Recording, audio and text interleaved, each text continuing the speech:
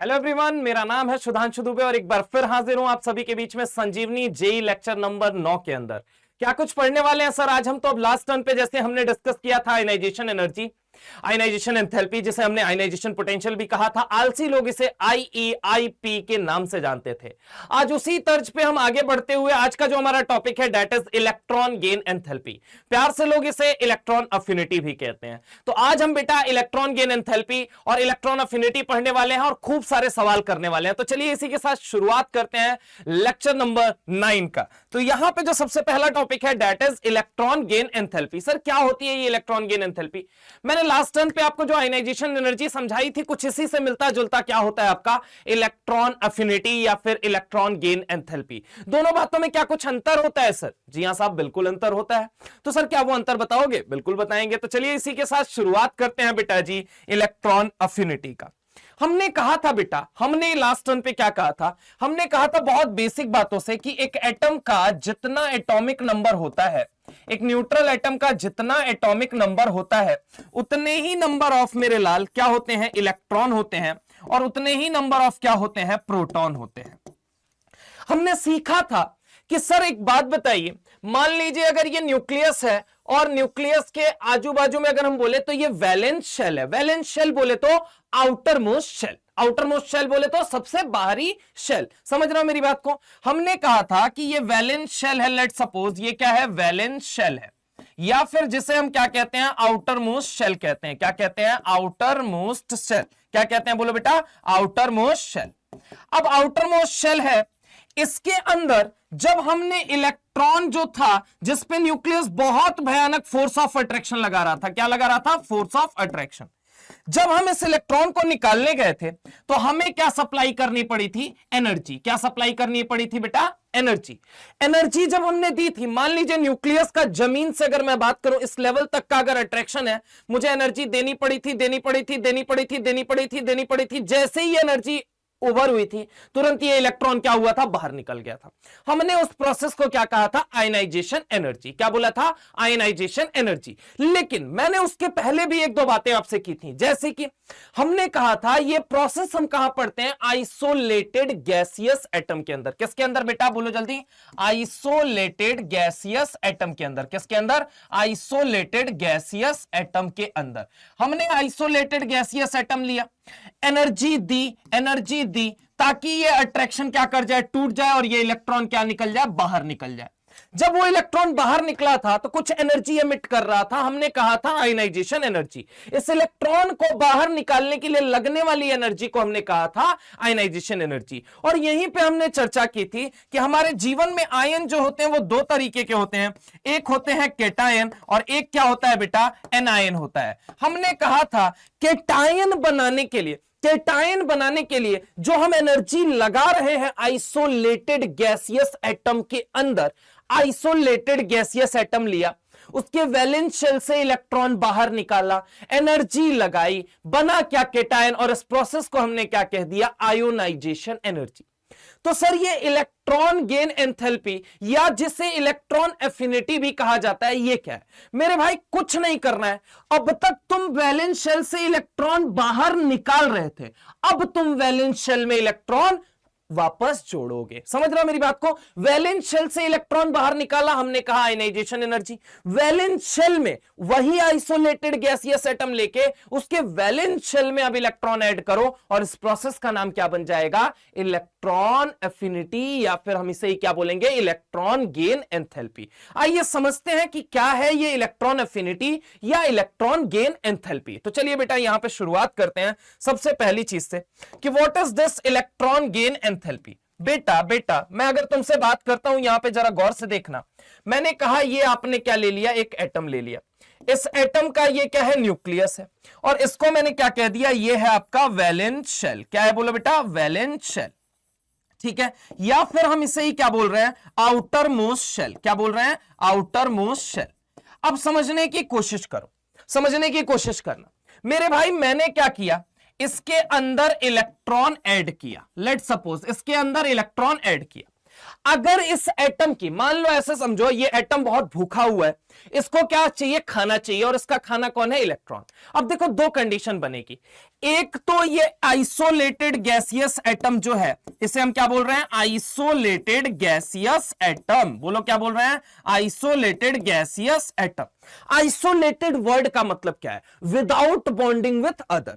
Isolated word का हिंदी में क्या मतलब है, जिसपे कोई एक्सटर्नल फोर्स ऑफ अट्रैक्शन नहीं लग रहा है। एक ऐसा कंडीशन, एटम का एक ऐसा कंडीशन जहां पे एक्सटर्नल फोर्स ऑफ अट्रैक्शन ना लग रहा हो, उसे हम कहते हैं आइसोलेटेड एटम। क्या बोलते हैं, आइसोलेटेड एटम। तो सबसे पहली चीज कि सर यहां पे भी क्या गैसियस लेना जरूरी है, बिल्कुल लेना जरूरी है। यहां पे भी जो एटम होगा वो कैसा होगा, आइसोलेटेड गैसियस एटम।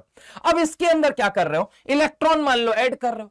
अब समझने की कोशिश करना, एक कंडीशन तो इसके साथ ये होगी, कंडीशन नंबर 1, अगर मैं बात करूं, इसको इलेक्ट्रॉन लेने की इच्छा है, इलेक्ट्रॉन के प्रति अफेक्शन है, इलेक्ट्रॉन लेने का मन है, मतलब इलेक्ट्रॉन अफिनिटी की वैल्यू क्या, अगर मैं बोलूं पॉजिटिव। ये कहता है कि हां साहब मुझे इलेक्ट्रॉन चाहिए। अगर इलेक्ट्रॉन चाहिए तो यहां पे डेल्टा एच ई जी बोले तो electron gain enthalpy. Delta H किसे हम कह रहे हैं, एंथैल्पी को। किसको बोल रहे हैं, चेंज इन एंथैल्पी को। ठीक है, तो ई का मतलब क्या है, इलेक्ट्रॉन, जी का मतलब क्या है, गेन, और एंथैल्पी का मतलब क्या है, डेल्टा एच। ऑब्वियस है जब ये इलेक्ट्रॉन खाएगा तो डकार मारेगा, मतलब एनर्जी निकलेगी। अगर इसकी इलेक्ट्रॉन लेने की इच्छा है, अगर इसकी इलेक्ट्रॉन लेने की इच्छा है तो डेल्टा एच जी की वैल्यू क्या बन जाएगी, बोलो बेटा, नेगेटिव बन जाएगी। क्या बन जाएगी, बोलो जल्दी, नेगेटिव। दूसरी कंडीशन ये है कि मान लो मेरे भाई ये कहता है कि नहीं भैया हमको देखो इलेक्ट्रॉन नहीं खाना है, हमको इलेक्ट्रॉन नहीं खाना है। अगर इसने कहा कि देखो मेरी इलेक्ट्रॉन खाने की कोई इच्छा नहीं है, इलेक्ट्रॉन के प्रति मेरा कोई अफेक्शन नहीं है, तो ईए की वैल्यू यानी इलेक्ट्रॉन अफिनिटी की वैल्यू, इलेक्ट्रॉन अफिनिटी की वैल्यू क्या बन जाएगी, नेगेटिव। इसको इलेक्ट्रॉन खाने की कोई इच्छा नहीं है, इलेक्ट्रॉन खाने की कोई इच्छा नहीं है, तो delta H G, change in enthalpy क्या होगा, तुम्हें उसको जबरदस्ती इलेक्ट्रॉन खिलाना पड़ेगा, एनर्जी लगानी पड़ेगी। अरे हाँ ना बोलो। अगर मान लो मम्मी ने कहा कि खाना खा लो और तुम्हें भूख लगी है, तुमने खा लिया, तो ऑब्वियस है तुम डकार मार रहे हो, मम्मी को कोई एक्सटर्नल एनर्जी नहीं लगानी पड़ रही है, लेकिन तुम्हें इलेक्ट्रॉन यानी खाना खाने की इच्छा नहीं है। मान लो लेट सपोज कि मम्मी ने कहा जूस पी लो, तुमने कहा हमको जूस पीने की इच्छा नहीं है, लेकिन मम्मी तुमको जबरदस्ती क्या पिलाना चाहती है, जूस पिलाना चाहती है, तो ऑब्वियस है झापड़ जड़ के या फिर एनर्जी लगा के एनी हाउ तुमको क्या करेंगी, वो जूस पिलाएंगी। तो अब जरा गौर से समझो, अगर मान लो तुम्हारा वो जूस इलेक्ट्रॉन है और इलेक्ट्रॉन पीने की इच्छा तुम्हें बिल्कुल भी नहीं है, तो एक बात बताओ, उस कंडीशन में मम्मी को तुमको एनर्जी लगानी पड़ेगी, यानी डेल्टा एच जी की वैल्यू क्या हो जाएगी बेटा, पॉजिटिव हो जाएगी। क्या हो जाएगी, पॉजिटिव। तो इलेक्ट्रॉन अफिनिटी और डेल्टा एचईजी में बहुत ज्यादा डिफरेंस नहीं होता है, सिर्फ साइन का अंतर है। यहां पे समझो, electron affinity is equal to minus delta HEG लिख सकते हैं। क्या लिख सकते हैं, electron affinity is equal to minus delta HEG. मतलब कि अगर हम तुमसे बात करें, क्या सर ऐसा है कि यहां पे पॉजिटिव नेगेटिव का जो साइन है, क्या सिर्फ वही वेरी कर रहा है या वैल्यू वेरी करती है? तो मेरे भाई वैल्यू नहीं वेरी करती है, केवल और केवल साइन वेरी करता है। क्या मेरी बात समझ में आई? पक्की बात है।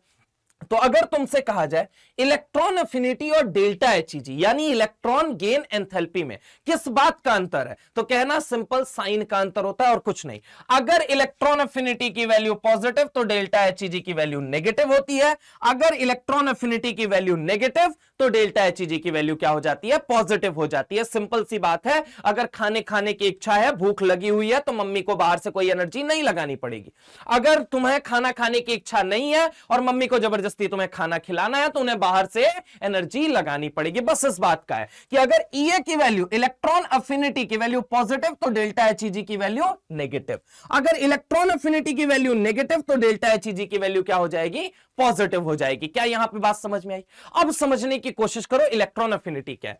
मेरे भाई मान लो जब तुम इलेक्ट्रॉन ऐड करोगे किसके अंदर, न्यूट्रल आइसोलेटेड गैसियस एटम के अंदर। किसके अंदर, न्यूट्रल आइसोलेटेड गैसियस एटम के अंदर। तो जब ये इलेक्ट्रॉन खाएगा, तो डकार भी मारेगा। ऑब्वियस है, मतलब कि जब तुम खाना खा रहे हो तो एनर्जी भी रिलीज कर रहे हो, समझ रहे हो मेरी बात, in form of respiration, respiration के फॉर्म में, समझ रहे हो। तो अगर मैं बात करूं इलेक्ट्रॉन इसने खाया, बोलो बोलो क्या बोला मैंने, इलेक्ट्रॉन अगर खाया तो ऑब्वियस है एनर्जी रिलीज करेगा। वो जो रिलीज्ड एनर्जी है, वो जो रिलीज्ड एनर्जी है, वो जो रिलीज्ड एनर्जी है, वही आपका क्या है, इलेक्ट्रॉन अफिनिटी या फिर इलेक्ट्रॉन गेन एंथैल्पी। क्या है बोलो बेटा, इलेक्ट्रॉन अफिनिटी या इलेक्ट्रॉन गेन एंथैल्पी। तो अगर मैं बात करूं कि what is this electron gain enthalpy या इलेक्ट्रॉन अफिनिटी भी जिसे हम कहते हैं, मैं लिख दे रहा हूं यहां पे, electron affinity. What is this electron affinity, अगर तुमसे कोई पूछे तो तुम्हें क्या कहना है, तुम्हें क्या कहना है मेरे भाई, सुनो यहां पे देखो, amount of energy released, amount of energy released, amount of energy released, amount of energy released when an electron when an electron is added to when an electron is added to valence shell of mark the word, क्या मैंने बोला, valence shell बोले तो outer most shell, valence shell of isolated gaseous atom, isolated gaseous atom. अगर मैं बात करूं, एक आपने आइसोलेटेड गैसियस एटम लिया, उसके अंदर इलेक्ट्रॉन ऐड किया, जो अमाउंट ऑफ एनर्जी रिलीज्ड हुई है उसी को हमने क्या बोला है, बोलो बेटा इलेक्ट्रॉन एफिनिटी। क्या बोला है बोलो जल्दी, इलेक्ट्रॉन एफिनिटी। क्या बोला है बोलो बेटा, इलेक्ट्रॉन एफिनिटी। अब जरा गौर से सुनना, यहां पे अगर मैं तुमसे बात करता हूं, एक काम करो, इसको पहले एक बार देख लो, amount of energy release when an electron is added to, कहां पे, वैलेंस शेल या फिर outer most shell of isolated gaseous atom. Mark the word, क्या लिखा है, आइसोलेटेड गैसियस एटम। जब आइसोलेटेड गैसियस एटम से इलेक्ट्रॉन बाहर निकाल रहे थे, एनर्जी देनी पड़ रही थी, हमने उसको कहा आयनाइजेशन एनर्जी। अब उसी आइसोलेटेड गैसियस एटम को पकड़ लिया, उसमें इलेक्ट्रॉन ऐड कर रहे हो, उसमें इलेक्ट्रॉन ऐड कर रहे हो, जब इलेक्ट्रॉन ऐड कर रहे हो तो कुछ अमाउंट ऑफ एनर्जी रिलीज हो रही है, जिसको आप क्या बोल रहे हो, इलेक्ट्रॉन एफिनिटी और इलेक्ट्रॉन गेन एंथैल्पी। समझ रहे हो मेरी बात को, फर्क क्या है दोनों में, साइन का। अगर ईए की वैल्यू पॉजिटिव तो डेल्टा एचईजी की वैल्यू नेगेटिव हो जाती है, अगर ईए की वैल्यू नेगेटिव तो डेल्टा एचईजी की वैल्यू पॉजिटिव हो जाती है। कैसे, हमने कहा कि मान लीजिए आपको भूख लगी और खाना खाना है, तो ऑब्वियस है आपको खाना खाने के लिए आपको एक्सटर्नल एनर्जी लगानी नहीं पड़ेगी। कैसे, जैसे अगर मान लो तुम्हें खाना खाना है और मम्मी को तुम्हें खाना खिलाना है, अब समझने की कोशिश करना, तुम्हें भूख लगी हुई है, तुम आराम से वो खाना खा लोगे और डकार मार लोगे, है ना, पक्की बात है। अगर मान लो तुम्हें खाना खाने की इच्छा नहीं है, लेकिन मम्मी को जबरदस्ती तुम्हें खाना खिलाना है, तो ऑब्वियस है तुम्हें ठूस के, तुम पे एनर्जी लगा के तुम्हें खाना खिलाना पड़ेगा। तो एक चीज समझो, एटम की अगर इलेक्ट्रॉन खाने की इच्छा है, एटम का खाना बोले तो इलेक्ट्रॉन, अगर इलेक्ट्रॉन खाने की इच्छा है, मतलब वो क्या कह रहा है, इलेक्ट्रॉन खाना चाहते हो, बोला हाँ साहब खाना चाहता हूं, पॉजिटिव हूं बिल्कुल इलेक्ट्रॉन को लेके, तो डेल्टा एचईजी की वैल्यू क्या हो जाएगी, नेगेटिव, मतलब कोई एनर्जी नहीं लगानी पड़ रही है तुम्हारे ऊपर, ठीक है। अगर तुम्हें इलेक्ट्रॉन खाने की इच्छा नहीं है और मुझे जबरदस्ती तुम्हें इलेक्ट्रॉन खिलाना है, तो ऑब्वियस है मुझे बाहर से तुम्हारे मुंह में ठूसना पड़ेगा, पक्की बात है। तो अगर ये खाने की, मतलब बोले तो इलेक्ट्रॉन अफिनिटी, इलेक्ट्रॉन के प्रति अफेक्शन, इलेक्ट्रॉन के प्रति प्यार, इलेक्ट्रॉन खाने की इच्छा अगर क्या है, नेगेटिव, मना कर रहे हो, तो मुझे क्या करना पड़ेगा, बाहर से ठूस के बोले तो एनर्जी लगा के मुझे इलेक्ट्रॉन खिलाना पड़ेगा। तो ऐसे समझो, अगर ईए की वैल्यू पॉजिटिव तो डेल्टा एचईजी की वैल्यू नेगेटिव, और अगर ईए की वैल्यू नेगेटिव तो डेल्टा एचईजी की वैल्यू क्या हो जाएगी, पॉजिटिव। दोनों में केवल साइन का अंतर होता है, अगर ये पॉजिटिव तो ये नेगेटिव, अगर ये नेगेटिव तो ये पॉजिटिव, बस इतना अंतर होता है। क्या मेरी बात समझ में आई, पक्की बात है। नोट कर लीजिए, फिर हम आगे चलते हैं, फटाफट से नोट कर लीजिए इसको, फटाफट इसको नोट कर लेंगे सारे लोग, ठीक है। चले अब देखो बेटा, यहां पे मान लो कोई एटम ए था, ठीक है, neutral isolated gaseous atom A था। अब इसको मैंने जब पहला इलेक्ट्रॉन खिलाया, और अगर मैं बात करूं ये नोबल गैस नहीं है, ये क्या नहीं है, नोबल गैस नहीं है। नोबल गैस वो होते हैं जिनका ऑक्टेट ऑलरेडी कंप्लीट होता है, जिनको इलेक्ट्रॉन खाने में कोई भी दिलचस्पी बिल्कुल भी नहीं है। अगर ये न्यूट्रल आइसोलेटेड नॉर्मल एटम है, तो यहां पे समझना, जब मैं पहला इलेक्ट्रॉन खाऊंगा तो ईए की वैल्यू क्या कहेगा, हाँ साहब बिल्कुल इलेक्ट्रॉन खाना है। क्यों, क्योंकि इसको भी तो नोबल गैस कन्फ्यूग्रेशन चाहिए, इसको भी तो अपना ऑक्टेट कंप्लीट करना है। तो इलेक्ट्रॉन अफिनिटी की वैल्यू क्या हो गई, मान लो पॉजिटिव। डेल्टा एचईजी की वैल्यू क्या हो जाएगी लल्ला, डेल्टा एचईजी की वैल्यू अगर ये पॉजिटिव तो ये क्या हो जाएगा, नेगेटिव, पक्की बात है, बोलो आइए ना। मतलब ये इलेक्ट्रॉन जैसे ही खाएगा ये क्या बन जाएगा, ए माइनस। अब तुम क्या कह रहे हो कि सर एक और इलेक्ट्रॉन मैं इसको खिलाना चाहता हूं, खिलाओ, चलो आओ देखते हैं क्या होगा। अब बेटा इलेक्ट्रॉन खिलाओगे और इसको इच्छा भी अगर लेट सपोज खाने की, लेकिन फिर भी आपको एनर्जी लगानी पड़ेगी। क्यों सर? क्योंकि मेरे भाई यहां पे ऑलरेडी एक इलेक्ट्रॉन है और आप एक एक्स्ट्रा और क्या खिला रहे हो, इलेक्ट्रॉन खिला रहे हो। तो जब आप इलेक्ट्रॉन एक्स्ट्रा खिलाओगे तो इनके बीच में क्या होगा, इंटर इलेक्ट्रॉनिक रिपल्सन। क्या होगा बोलो बेटा, इंटर इलेक्ट्रॉनिक रिपल्सन। क्या होगा बोलो जल्दी, इंटर इलेक्ट्रॉनिक रिपल्सन। क्या होगा, इंटर इलेक्ट्रॉनिक रिपल्सन।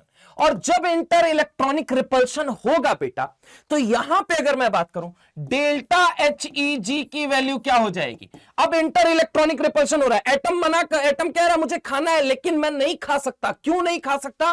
क्योंकि मेरे अंदर क्या होगा, इंटर इलेक्ट्रॉनिक रिपल्शन। मेरे पास ऑलरेडी एक नेगेटिव है और तुम एक और नेगेटिव ऐड करना चाहते हो, उससे मुझे बहुत ज्यादा क्या लग रहा है, रिपल्शन लग रहा है। मतलब कि अब तुम्हें अगर इसको इलेक्ट्रॉन खिलाना है तो तुम्हें बाहर से एनर्जी लगानी पड़ रही है। डेल्टा HEG की वैल्यू क्या बन गई, पॉजिटिव। और अगर ये पॉजिटिव है तो EA की वैल्यू क्या बन जाएगी बोलो बेटा, नेगेटिव बन जाएगी। क्या बन जाएगी, नेगेटिव। तो यानी कि अगर मैं बात करूं पहला इलेक्ट्रॉन खिलाओगे, पहला इलेक्ट्रॉन खिला रहे हो तो एनर्जी क्या कर रही है, डेल्टा HEG की वैल्यू अगर नेगेटिव है, मैंने लास्ट टर्न पे बताया था, मतलब कि डेल्टा H सोचो अगर नेगेटिव है मतलब प्रोसेस कैसा है, एक्सोथर्मिक या एंडोथर्मिक। वापस मैं रिकॉल करवा देता हूं, यहां सुनो। प्रोसेस लल्ला दो तरह का होता है, एक होता है एक्सोथर्मिक और एक कौन सा होता है, एंडोथर्मिक। एक होता है एक्सोथर्मिक और एक कौन सा होता है, एंडोथर्मिक। मैंने बोला था डेल्टा HEG की वैल्यू अगर पॉजिटिव तो ये प्रोसेस क्या हो गया, एंडोथर्मिक। और डेल्टा H की वैल्यू अगर नेगेटिव मतलब ये कैसा हो गया, एक्सोथर्मिक। जब तुम पहले इलेक्ट्रॉन का एडिशन कर रहे हो, फर्स्ट इलेक्ट्रॉन का एडिशन, यहां पे अगर मैं बात करूं तो इसके अंदर ये चूंकि न्यूट्रल है और इस न्यूट्रल एटम के अंदर, न्यूट्रल आइसोलेटेड गैसियस एटम के अंदर पहला इलेक्ट्रॉन एडिशन कर रहे हो, तो यहां पे देखो क्या हो रहा है। जब तुम फर्स्ट इलेक्ट्रॉन का एडिशन कर रहे हो, फर्स्ट इलेक्ट्रॉन एडिशन क्या कर रहे हो बोलो बेटा, first electron addition, first electron addition कर रहे हो तो ये प्रोसेस कैसा है ये बताओ। डेल्टा H की वैल्यू क्या आ रही है, नेगेटिव। और नेगेटिव अगर आ रही है तो वो कैसा है, एक्सोथर्मिक। कैसा है बोलो जल्दी, बोलो जल्दी, एक्सोथर्मिक। क्या है बोलो बेटा, एक्सोथर्मिक। पक्की बात है। दूसरी बात सुनो, दूसरी बात अगर मैं तुमसे कर रहा हूं कि जब तुम दूसरा इलेक्ट्रॉन खिला रहे हो, जब तुम सेकंड इलेक्ट्रॉन का एडिशन कर रहे हो, क्या कर रहे हो बोलो बेटा, सेकंड इलेक्ट्रॉन एडिशन। क्या कर रहे हो बोलो जल्दी, सेकंड इलेक्ट्रॉन एडिशन। जब तुम दूसरा इलेक्ट्रॉन खिला रहे हो, जब तुम दूसरा इलेक्ट्रॉन खिला रहे हो तो डेल्टा HEG की वैल्यू इस बार क्या बन रही है, पॉजिटिव। अगर डेल्टा HEG की वैल्यू पॉजिटिव हो गई मतलब कि प्रोसेस कैसा है, एंडोथर्मिक। कैसा है बोलो बेटा, एंडोथर्मिक। क्या है बोलो, बोलो सारे बोलो, एंडोथर्मिक। क्या है बोलो जल्दी, एंडोथर्मिक। पक्की बात है। चलते हैं थोड़ा सा आगे, समझने की कोशिश करना। यहां पे अगर मैं तुमसे बात करूं बेटा, समझने की कोशिश करो। मान लो ये कार्बन था, carbon isolated carbon gaseous atom ले लिया, एक इलेक्ट्रॉन खिलाया, ठीक है, तो ये क्या बना बोलो जल्दी, C- गैसियस बन गया। अब तुम सेकेंड इलेक्ट्रॉन एडिशन कर रहे हो तो ये क्या बन जाएगा बोलो जल्दी, C-2 गैसियस बन जाएगा। एक और इलेक्ट्रॉन खिला रहे हो तो ये क्या बन जाएगा, C-3 गैसियस बन जाएगा। एक और इलेक्ट्रॉन खिला रहे हो तो ये बताओ क्या बन जाएगा बोलो जल्दी बेटा, ये क्या बन जाएगा, C-4 गैसियस बन जाएगा। पक्की बात है। ऐसे ही मैंने तुमसे क्या कहा, तुमने ले लिया nitrogen, nitrogen isolated gaseous atom है, एक इलेक्ट्रॉन आपने खिलाया, तो एक इलेक्ट्रॉन खिलाने के बाद ये क्या बन गया, N- गैसियस। अब इसको एक और जबरदस्ती इलेक्ट्रॉन खिला रहे हो, इंटर इलेक्ट्रॉनिक रिपल्शन यहां से आगे लगना चालू हो जाएगा। पक्की बात है, बोलो आइए ना। इससे आगे जैसे ही सेकंड, थर्ड, फोर्थ इलेक्ट्रॉन का एडिशन करोगे, इंटर इलेक्ट्रॉनिक रिपल्शन बढ़ता जाएगा, इंटर इलेक्ट्रॉनिक रिपल्शन बढ़ता जाएगा, आपस में रिपल्शन बढ़ता जाएगा। अब समझो ये क्या बन गया, N-2 गैसियस बन गया। तुमने कहा नहीं सर एक और इलेक्ट्रॉन इसको खिलाओ। जब तुम एक और इलेक्ट्रॉन खिलाओगे बाबू तो यहां पे देखो ये क्या बन जाएगा, N-3 गैसियस। ऐसे ही सोचो, मैंने कहा कि ऑक्सीजन लिया तुमने, ऑक्सीजन गैसियस लिया, एक इलेक्ट्रॉन तुमने खिलाया तो ये क्या बन गया, O- गैसियस बन गया। एक और इलेक्ट्रॉन खिलाया तो ये क्या बन गया बोलो बेटा, O-2 गैसियस बन गया। पक्की बात है।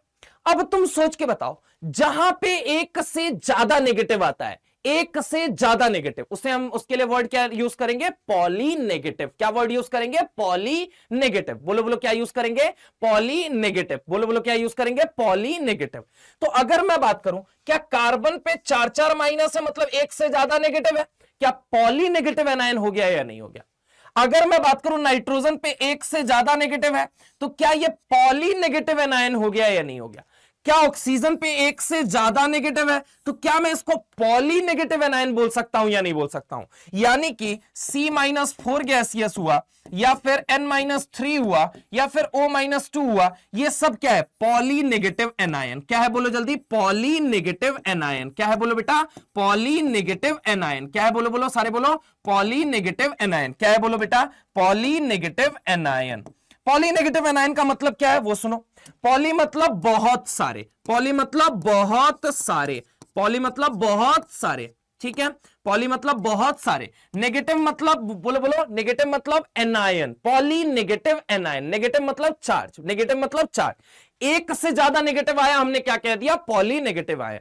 तो एक बात बताओ, पॉली नेगेटिव एनायन जब बनाओगे तो क्या, एक बात बताओ बेटा, इंटर इलेक्ट्रॉनिक रिपल्सन, IER से लिख रहा हूं, ऊपर लिख दे रहा हूं यहां साइड में कहीं, inter electronic repulsion, inter electronic repulsion, inter electronic repulsion, आपस में ही इलेक्ट्रॉन का रिपल्सन होना शुरू हो जाएगा या नहीं हो जाएगा? अब सुनो, यहां पे इसको मैं रिप्रेजेंट कर रहा हूं IER से। किससे रिप्रेजेंट कर रहा हूं? IER से। जब एक से ज्यादा इलेक्ट्रॉन खिलाया, IER आ गया। एक और इलेक्ट्रॉन खिलाया, IER और ज्यादा हो गया। एक और इलेक्ट्रॉन खिलाया, IER बहुत ज्यादा हो गया। इंटर इलेक्ट्रॉनिक रिपल्सन, पक्की बात है। ऐसे ही नाइट्रोजन में जब तुमने किया तो यहां पे इंटर इलेक्ट्रॉनिक रिपल्सन थोड़ा, यहां पे इंटर इलेक्ट्रॉनिक रिपल्सन बहुत ज्यादा, यहां पे अगर हम बात करें इंटर इलेक्ट्रॉनिक रिपल्सन और ज्यादा। समझ रहे हो मेरी बात को? इंटर इलेक्ट्रॉनिक रिपल्सन बढ़ता जाएगा।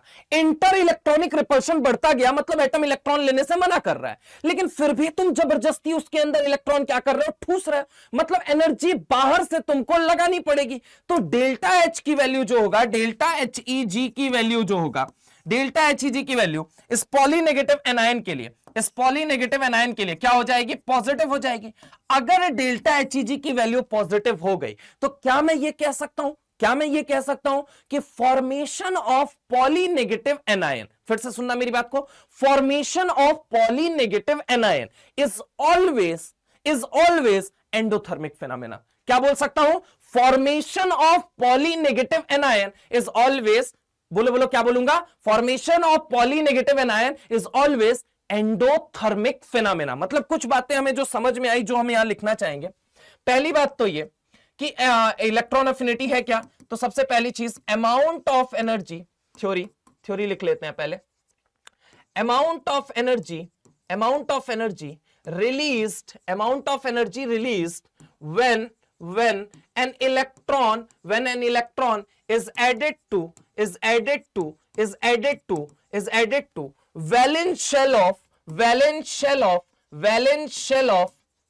valence shell of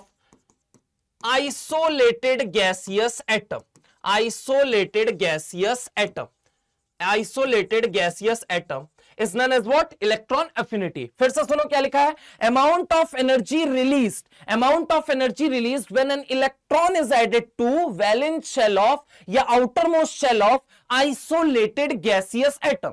valence shell में, outermost shell में जब आपने इलेक्ट्रॉन ऐड किया तो कुछ अमाउंट ऑफ एनर्जी निकली, उसी को हमने क्या कहा बेटा? बोलो बोलो क्या बोला? Electron affinity. अब इलेक्ट्रॉन अफिनिटी के बारे में हमने क्या कुछ बातें जानी है वो जरा गौर से देखो। हमने कहा जनरली पहला एडिशन जो होता है, generally first addition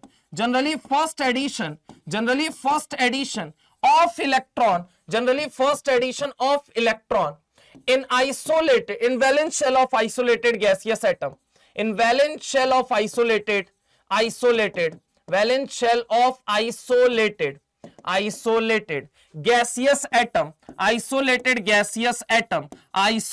gaseous atom, mark the word isolated gaseous atom, in valence shell of isolated gaseous atom। तो वहां पे क्या होगा?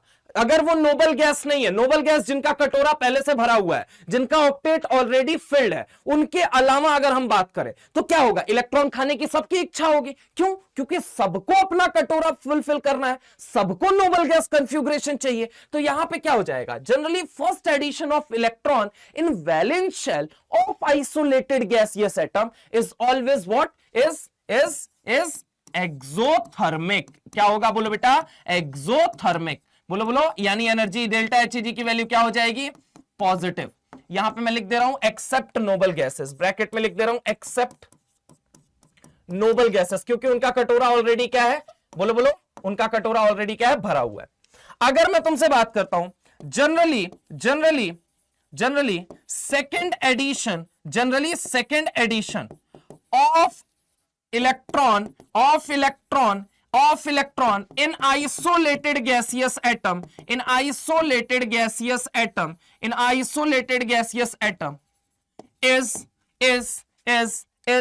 is बोलो बोलो, generally second edition of electron in isolated gaseous atom is endothermic. क्या होगा बोलो बेटा, एंडोथर्मिक। एंडोथर्मिक बोले तो डेल्टा एच जी की वैल्यू क्या हो जाएगी, बोलो बेटा, डेल्टा एच जी की वैल्यू हो जाएगी पॉजिटिव। सर ऐसा क्यों, due to inter electronic repulsion, due to inter electronic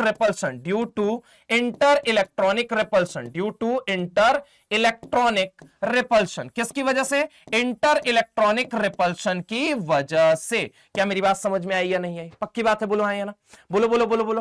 पहला एडिशन किया तो क्या हो गया, बोलो जल्दी, बोलो बोलो। अच्छा, ये नोबल गैस के लिए ही नहीं लगता है, कुछ स्टेबल फील्ड कॉन्फ़िगरेशन के लिए भी। फॉर एग्जांपल सर थोड़ा सा दे के बताइए, तब हमें समझ में आएगा।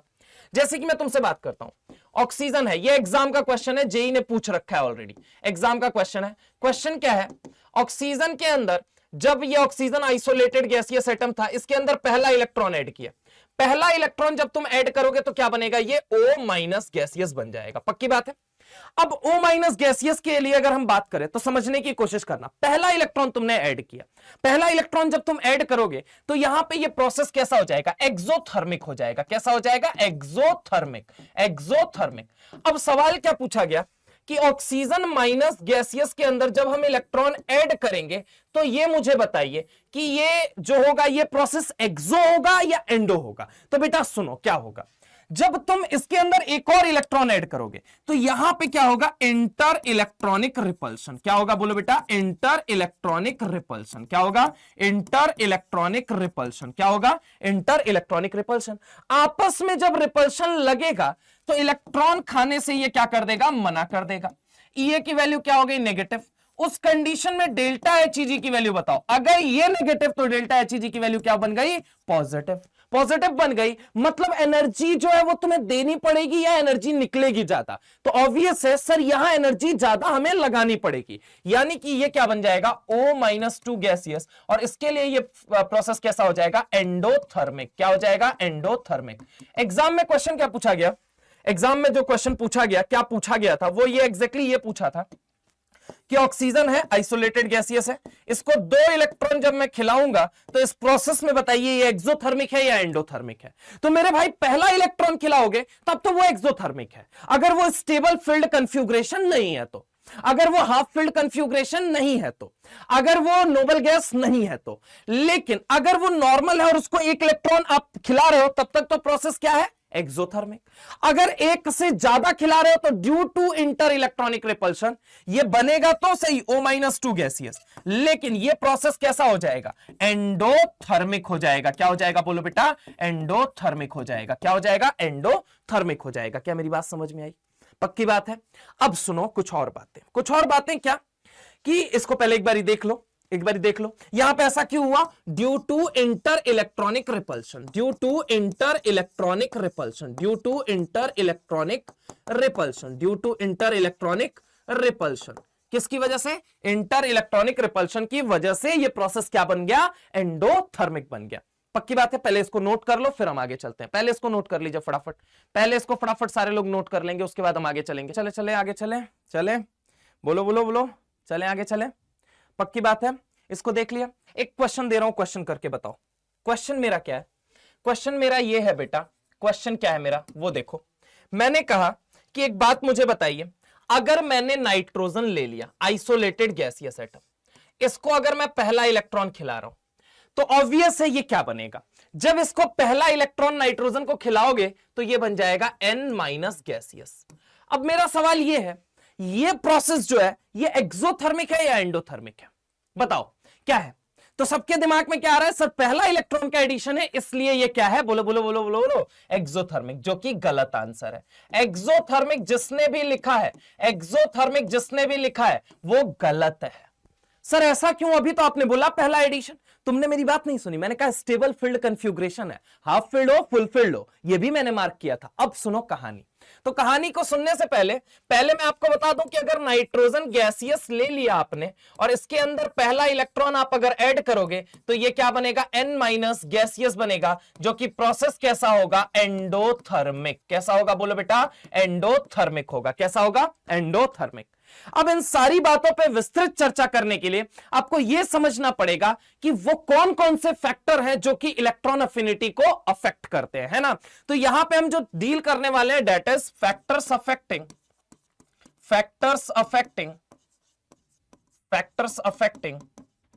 या फिर नेक्स्ट ही पेज ले लेते हैं, चलो आगे कर लेते हैं, नहीं होता है तो यहां पे जो अगला हम वो करने वाले हैं डेट इज यहीं पे। चलो एक काम करते हैं, एक minute.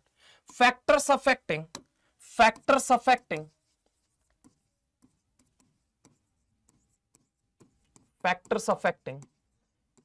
Electron affinity. Electron affinity को कौन कौन से फैक्टर्स ऐसे हैं जो कि अफेक्ट करते हैं। तो सबसे पहली चीज सुनो, सबसे पहली चीज बेटा, जैसे कि आयनाइजेशन एनर्जी के अंदर हमने कहा था कि अगर मान लो नंबर ऑफ प्रोटॉन बढ़ा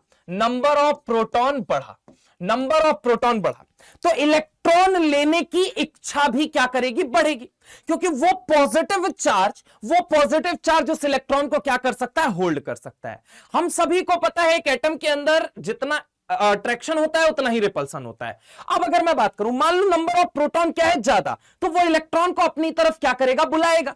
तो अगर मैं बात करूं नंबर ऑफ प्रोटॉन बढ़ा मतलब इलेक्ट्रॉन लेने की इच्छा बढ़ी, इलेक्ट्रॉन लेने की विश बोले तो इच्छा क्या हो गई, ज्यादा, और इलेक्ट्रॉन लेने की इच्छा ज्यादा है मतलब कि डेल्टा एचईजी की वैल्यू क्या हो जाएगी, बोलो बेटा, डेल्टा एचईजी की वैल्यू भी क्या हो जाएगी, बढ़ जाएगी। इलेक्ट्रॉन लेना चाहेगा, पक्की बात है, बोलो हाँ, ये ना, इलेक्ट्रॉन लेने की इच्छा, इलेक्ट्रॉन गेन एंथैल्पी क्या हो जाएगी, बढ़ जाएगी। इलेक्ट्रॉन अफिनिटी क्या कर जाएगी, बढ़ जाएगी।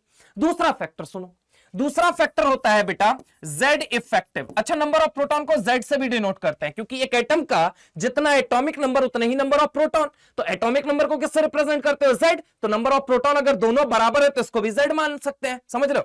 अगली बात, Z इफेक्टिव बोले तो इफेक्टिव न्यूक्लियर चार्ज। क्या बोलो, इफेक्टिव न्यूक्लियर चार्ज, बोलो इफेक्टिव न्यूक्लियर चार्ज, बोलो बेटा, सारे बोलो इफेक्टिव न्यूक्लियर चार्ज। ये क्या होता है, न्यूक्लियस है और ये वैलेंस शेल है। ये क्या है बेटा, बोलो जल्दी, वैलेंस शेल। क्या है, बोलो जल्दी, वैलेंस शेल। पक्की बात है। अब वैलेंस शेल जो है, अगर मान लीजिए Z इफेक्टिव बढ़ गया, इसका मतलब क्या है कि वैलेंस शेल में आने वाले इलेक्ट्रॉन पे इसका अट्रैक्शन जो है वो बढ़ जाएगा।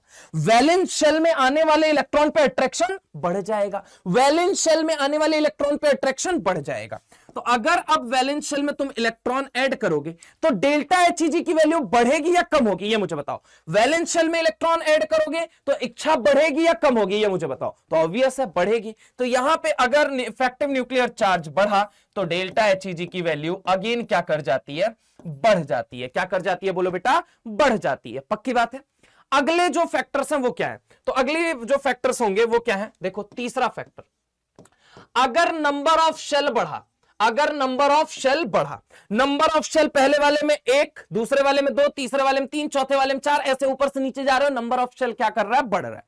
नंबर ऑफ शेल बढ़ा तो न्यूक्लियस आउटर शेल पे उतना अट्रैक्शन लगा ही नहीं पाएगा। कैसे सर, मान लो ये छोटू सा, ये थोड़ा बड़े वाला, ये और बड़े वाला, तो मेरे भाई ये न्यूक्लियस, ये न्यूक्लियस, ये न्यूक्लियस, इलेक्ट्रॉन यहां ऐड करोगे तो चूंकि डिस्टेंस कम है तो इलेक्ट्रॉन तुरंत लेना चाहेगा, अट्रैक्शन प्रॉपर लगा पा रहा है।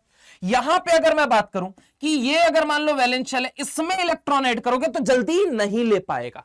और यहां पे अगर मैं तुमसे बात करूं कि इलेक्ट्रॉन अगर इसमें ऐड करोगे तो बहुत दूर हो चुका है वो ऑलरेडी न्यूक्लियस के, न्यूक्लियस उसमें उतना अट्रैक्शन लगा ही नहीं पा रहा है, तो ऑब्वियस उसमें इलेक्ट्रॉन ऐड करने में थोड़ी दिक्कत आएगी। मतलब नंबर ऑफ शेल बढ़ा तो डेल्टा HEG की वैल्यू क्या होगी, कम होगी। पक्की बात है, बोलो हाँ या ना, यहां तक की बात समझ में आई। अच्छा, अब चौथा फैक्टर सुनो। चौथा फैक्टर मैं एक काम करता हूं, नेक्स्ट पेज पे ले लेता हूं। फोर्थ फैक्टर जो है that is Z effective is equal to Z minus sigma. हमने Z इफेक्टिव बढ़ाया था तो डेल्टा HEG की वैल्यू बढ़ी थी, हमने Z इफेक्टिव बढ़ाया था तो डेल्टा HEG की वैल्यू बढ़ी थी। अब अगर मैंने कहा कि तुमसे सिग्मा बढ़ा दिया, सिग्मा बोले तो शील्डिंग कांस्टेंट, बोलो बोलो शील्डिंग कांस्टेंट, बोलो बोलो शील्डिंग कांस्टेंट, या फिर हम इसे ही क्या बोलते हैं बेटा, स्क्रीनिंग कांस्टेंट। क्या बोलते हैं, स्क्रीनिंग कांस्टेंट। पक्की बात है, शील्डिंग कांस्टेंट या फिर स्क्रीनिंग कांस्टेंट। अगर हमने सिग्मा बढ़ा दिया तो यानी कि आने वाले इलेक्ट्रॉन पे बहुत ज्यादा रिपल्सन, रिपल्शन ये क्या होता है, स्क्रीनिंग कांस्टेंट, रोकता है, न्यूक्लियस के करीब जाने से रोकता है। तो अब एक बात मुझे बताइए, अगर शील्डिंग कांस्टेंट या स्क्रीनिंग कांस्टेंट बढ़ गया, अगर शील्डिंग कांस्टेंट या स्क्रीनिंग कांस्टेंट क्या कर गया, बढ़ गया, तो आप मुझे सोच के बताइए आने वाले इलेक्ट्रॉन पे, आने वाले इलेक्ट्रॉन पे, आने वाले इलेक्ट्रॉन पे, आने वाले इलेक्ट्रॉन पे रिपल्शन बढ़ गया, रिपल्शन बढ़ गया, रिपल्शन बढ़ गया, रिपल्शन क्या हो गया, बढ़ गया, रिपल्शन क्या हो गया, बढ़ गया। आने वाले इलेक्ट्रॉन पे, अपकमिंग इलेक्ट्रॉन पे रिपल्शन बढ़ गया।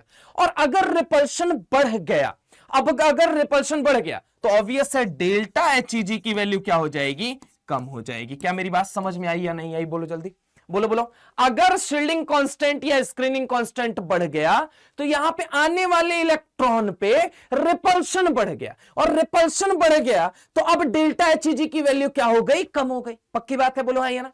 ऐसे ही अगर मैं तुमसे पांचवा फैक्टर बात करता हूं, दैट इज पांचवा factor, that is half filled and fulfilled configuration. किसके बारे में, half filled and fulfilled configuration, half filled and fulfilled configuration.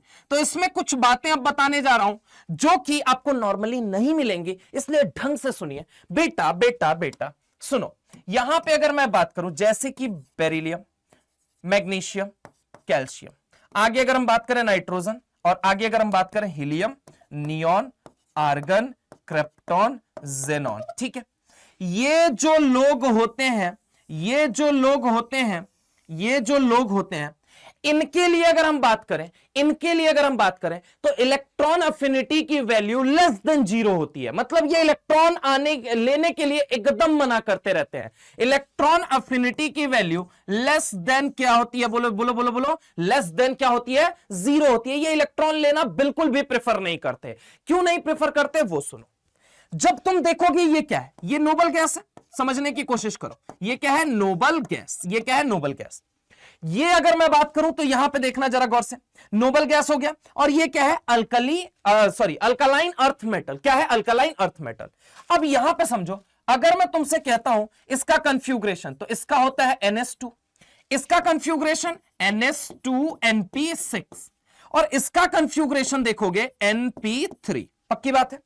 तो तुम ढंग से अगर देखो तो यहां पे अगर मैं बात करूं, ये चूंकि क्या है, ये और ये क्या है, फुलफिल्ड, ये और ये क्या है, बोलो बोलो, नोबल गैस और अल्कलाइन अर्थ मेटल क्या है, फुलफिल्ड। अगर ये फुलफिल्ड है, फुलफिल्ड है मतलब इनका कटोरा भरा हुआ है, इनका ऑक्टेट ऑलरेडी कंप्लीट है, ये जनरली इलेक्ट्रॉन लेना प्रेफर नहीं करेंगे।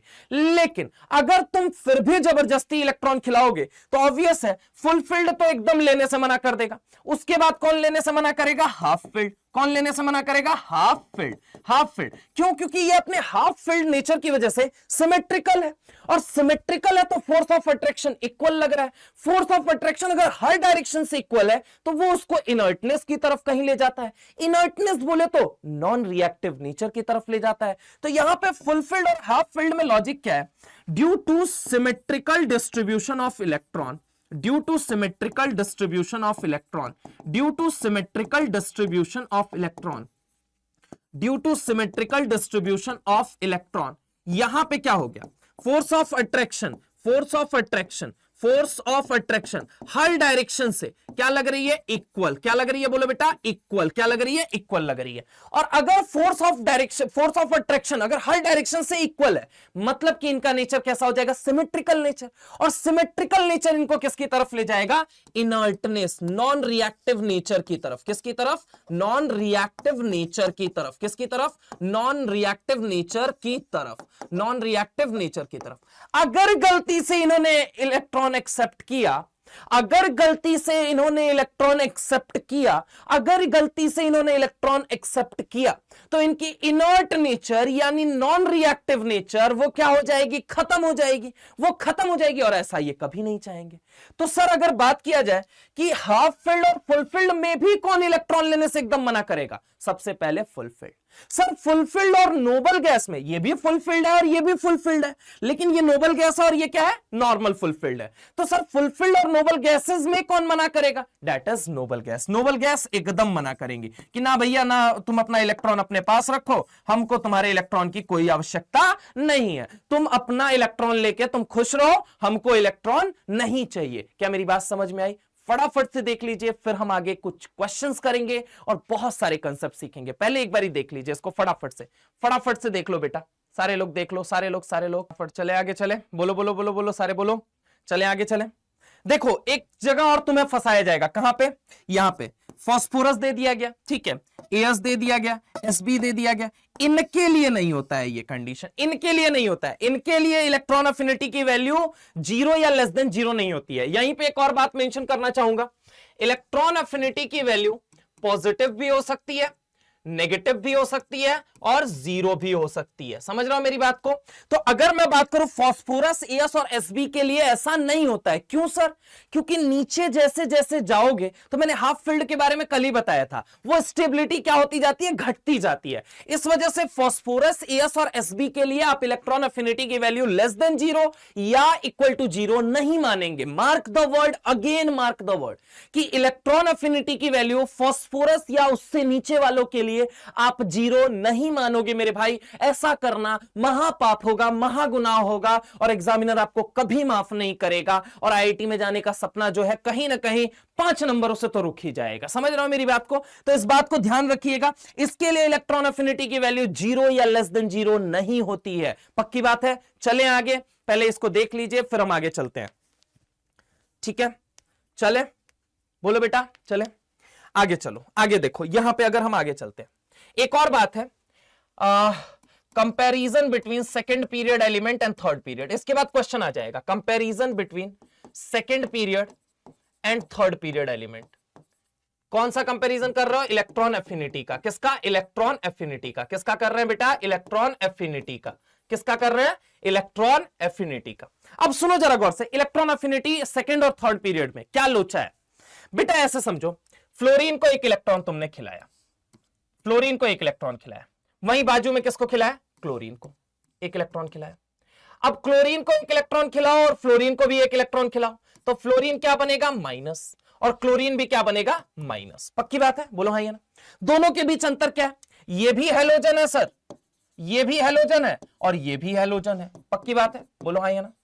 फर्क किस बात का है सर? ये सेकंड पीरियड का है और ये कौन से पीरियड का है? थर्ड पीरियड का। तो चलो सर कंपैरिजन करते हैं। ये ले लिया F माइनस और ये ले लिया मैंने क्या? Cl minus. अब देखो इसका एटॉमिक नंबर 9, इसका एटॉमिक नंबर 17। कंफ्यूग्रेशन लिख के बताओ सर, दोनों का कंफ्यूग्रेशन क्या होगा? तो इसका होगा 1s2 2s2 2p5। इसका क्या होगा? 1s2 2s2 2p6 3s2 3p5। यानी कि यहां आउटर शेल क्या बन रहा है? n इज इक्वल, n की मैक्सिमम वैल्यू 3 और यहां पे n की मैक्सिमम वैल्यू कितनी आ रही है? 2। मतलब कि अगर मैं तुमसे बात करूं, समझने की कोशिश करना, इसके लिए आउटर शेल कौन सा है? आउटर शेल, इसके लिए आउटर शेल सेकंड और इसके लिए कौन सा है? थर्ड। पक्की बात है? बोलो हाँ या ना। सर साइज किसकी बड़ी है? तो साइज बड़ी होती है किसकी? ऑब्वियस है क्लोरीन की। किसकी बड़ी होती है? क्लोरीन की। थर्ड पीरियड वाली। नंबर ऑफ शेल बढ़ गया, नंबर ऑफ शेल बढ़ गया तो साइज बढ़ गई। पक्की बात है? अब समझने की कोशिश करना, अगर मैं तुमसे बात करूं इसके आउटर शेल में कितने इलेक्ट्रॉन है सर? आउटर शेल में अभी कितने इलेक्ट्रॉन है? अगर ये न्यूट्रल है तो F माइनस की मैं बात नहीं कर रहा, चलो F माइनस और Cl माइनस हटा देते हैं। अभी बताओ आउटर शेल में कितने इलेक्ट्रॉन? 7। कितने हैं 5 2 7, और इसके में भी कितने हैं 7। पक्की बात है, बोलो हाँ या ना। कैसे होते हैं वो भी देखो। ये मेरे भाई ये क्या है फ्लोरीन, फ्लोरीन ये छोटे वाला, और ये क्या है क्लोरीन, ये क्या है बड़े वाला। इसके पास कितने इलेक्ट्रॉन है 7। चलो पहले मेंशन करते हैं 2 2 4, और ये 2 6, और एक इलेक्ट्रॉन और मेंशन कर दिया 7। इसके पास देखो कितने इलेक्ट्रॉन है 2 2 4, और यहां पे 2 6, और यहां पे क्या हो गया 1 7। जब तुम इसको F माइनस या Cl माइनस बना रहे हो तो क्या हो रहा है, जब तुम इसको F माइनस बना दे रहे हो, F माइनस इसको बना दिया और इसको क्या बना दिया Cl माइनस। पक्की बात है। देखो हम यहां पे फ्लोरीन तो अभी भी वही छोटे वाला, इसके पास इलेक्ट्रॉन 2, ये 2 4, ये 2 6, एक इलेक्ट्रॉन इसका खुद का था और एक इसके पास क्या आ गया नेगेटिव चार्ज आ गया। पक्की बात है। अब कितने इलेक्ट्रॉन हो गए 8। जैसे कि अगर जब F को F माइनस बनाओगे तो इसके पास कितने इलेक्ट्रॉन आ जाएंगे 8 इलेक्ट्रॉन। Cl को Cl माइनस बनाओगे तो इसके पास भी कितने इलेक्ट्रॉन आ गए 8 इलेक्ट्रॉन। पक्की बात है, बोलो हाँ या ना। अब समझने की कोशिश करो, Cl की साइज क्या है बेटा जी बड़ी है, Cl की साइज क्या है बड़ी है।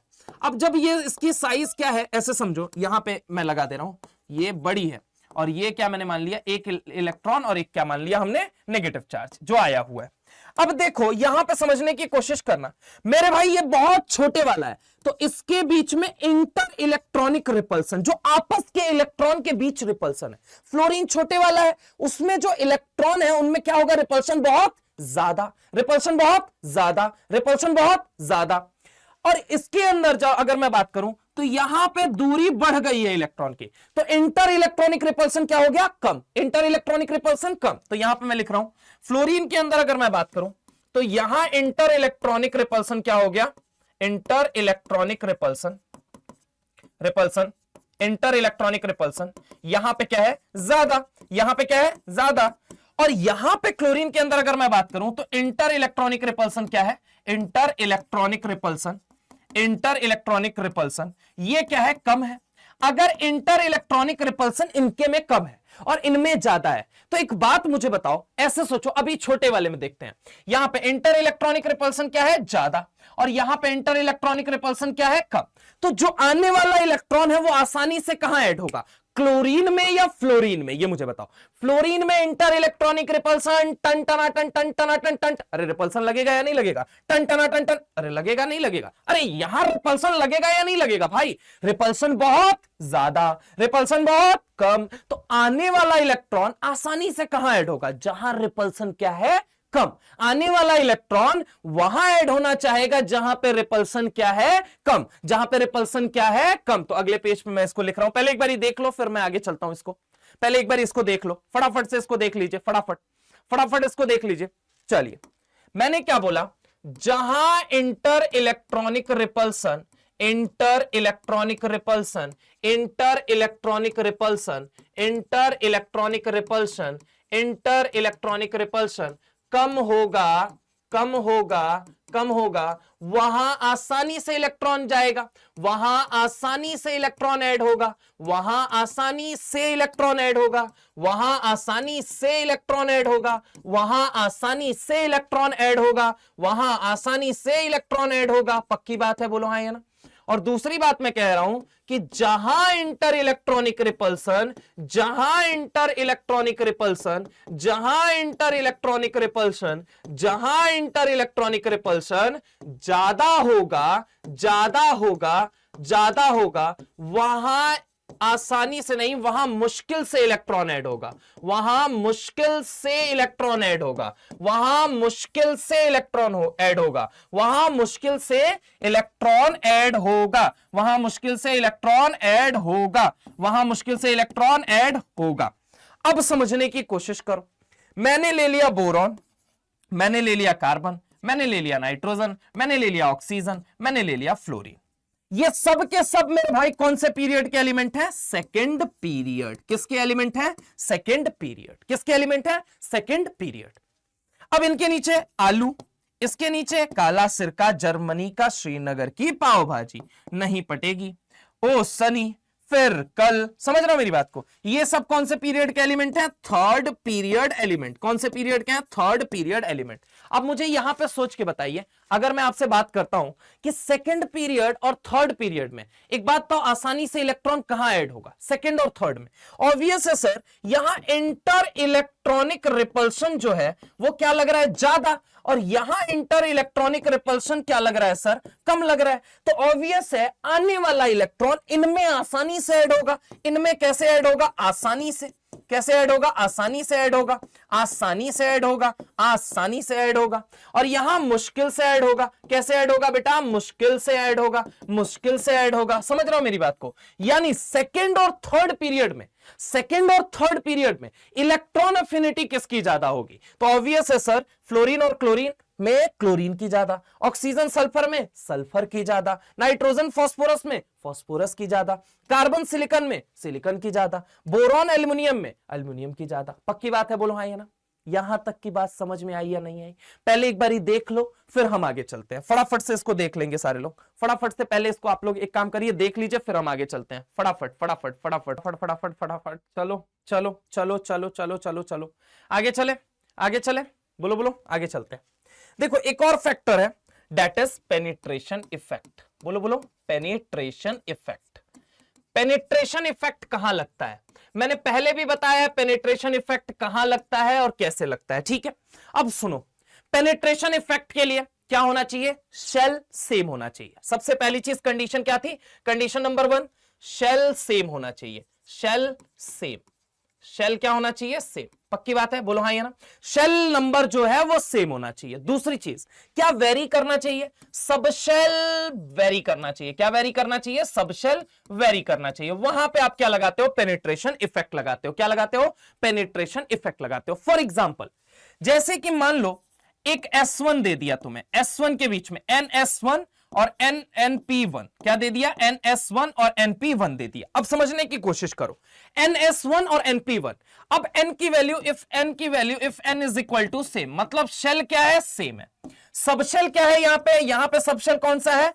S सब शेल है। और यहां पे सब शेल कौन सा है बेटा? P सब शेल है। यहां पे कौन सा सब शेल है? P सब शेल है। अब NS1 और NP1 तुमने ले लिया। तुमने क्या किया? NS1 और NP1 ले लिया। शेल सेम है, सब शेल वेरी कर रहा है। सेल सेम है, सब शेल वेरी कर रहा है। अब यहां पे क्या लगाओगे? पेनिट्रेशन इफेक्ट, जो कि मैं बहुत डीप से बता चुका हूं, लेकिन फिर भी एक बार शॉर्ट में आपको रिमेंबर करा रहा हूं।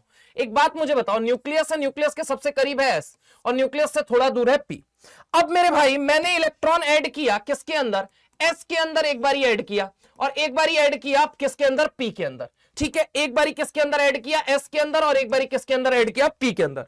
आप मुझे बताइए, न्यूक्लियस यहां फोर्स ऑफ अट्रैक्शन ज्यादा लगाएगा या यहां ज्यादा लगाएगा? ये मुझे बताओ, यहां पे फोर्स ऑफ अट्रैक्शन ज्यादा लगाएगा या यहां पे फोर्स ऑफ अट्रैक्शन ज्यादा लगाएगा? तो जवाब यह है कि सर S पे फोर्स ऑफ अट्रैक्शन, S पे force of attraction, force of attraction ज्यादा लगेगा, ज्यादा लगेगा, ज्यादा लगेगा, ज्यादा लगेगा compare to P, compare to P, compare to P, compare to P। S पे फोर्स ऑफ अट्रैक्शन ज्यादा लगेगा कंपेयर टू P, तो किसमें इलेक्ट्रॉन ऐड करना आसान हो जाएगा? S में। चलो दूसरा लॉजिक बताता हूं। दूसरा लॉजिक क्या है? S1 कन्फ्यूग्रेशन है, जैसे ही इलेक्ट्रॉन गेन होगा ये क्या बन जाएगा? S2। और P1 कन्फ्यूग्रेशन है, जैसे ही इलेक्ट्रॉन ऐड होगा क्या बन जाएगा? P2।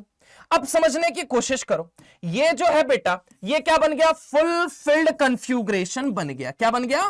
Fulfilled configuration. और ये जो है, ये क्या बन रहा है? Normal field. क्या बन रहा है? बोलो बेटा, नॉर्मल फील्ड। क्या बन रहा है? Normal field. एक तो फुलफिल्ड बन रहा है और एक क्या बन रहा है? Normal field. कौन रेस में जल्दी इलेक्ट्रॉन खाना चाहेगा? अगर S1 को भी छोड़ू, P1 को भी छोड़ू, कौन जल्दी उछल के इलेक्ट्रॉन खाना चाहेगा? तो ऑब्वियस S और P भाग रहे हैं, भाग रहे हैं, भाग रहे हैं, भाग रहे हैं, S जल्दी कैच करेगा। क्यों? क्योंकि S को क्या मिल रहा है? Fulfilled configuration.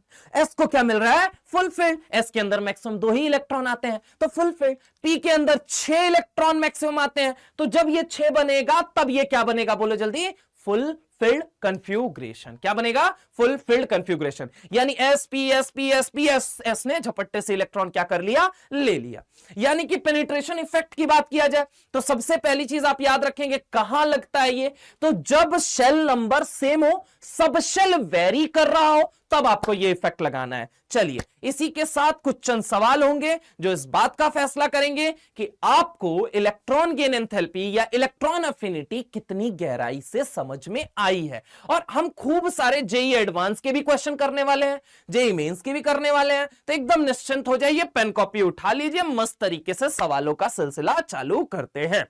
चलिए, तो सबसे पहला सवाल जो आपकी स्क्रीन पे है, दैट इज आपको कंपेयर करना है सेकंड पीरियड के बीच में इलेक्ट्रॉन अफिनिटी का ऑर्डर।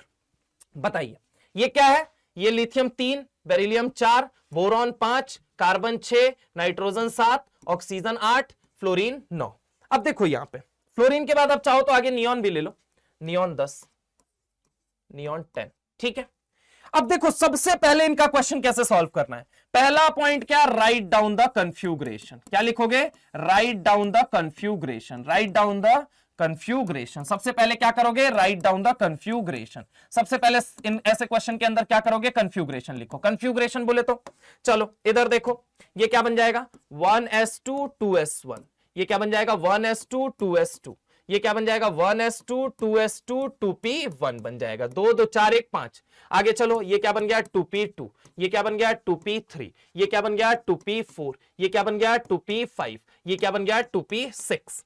अब समझने की कोशिश कर बेटा, मैंने अभी थोड़ी देर पहले बताया था बेरिलियम, मैग्नीशियम, कैल्शियम, नाइट्रोजन और इधर helium, neon, argon, krypton, xenon, ठीक है।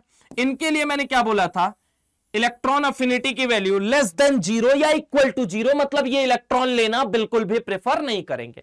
अब तुम देखो ये कन्फ्यूग्रेशन यहां पे आ रही है या नहीं आ रही है? बोलो बोलो, इनमें से आ रहा है या नहीं आ रहा है? क्यों? क्योंकि ये क्या है? फुलफिल्ड है। क्या है? फुलफिल्ड है।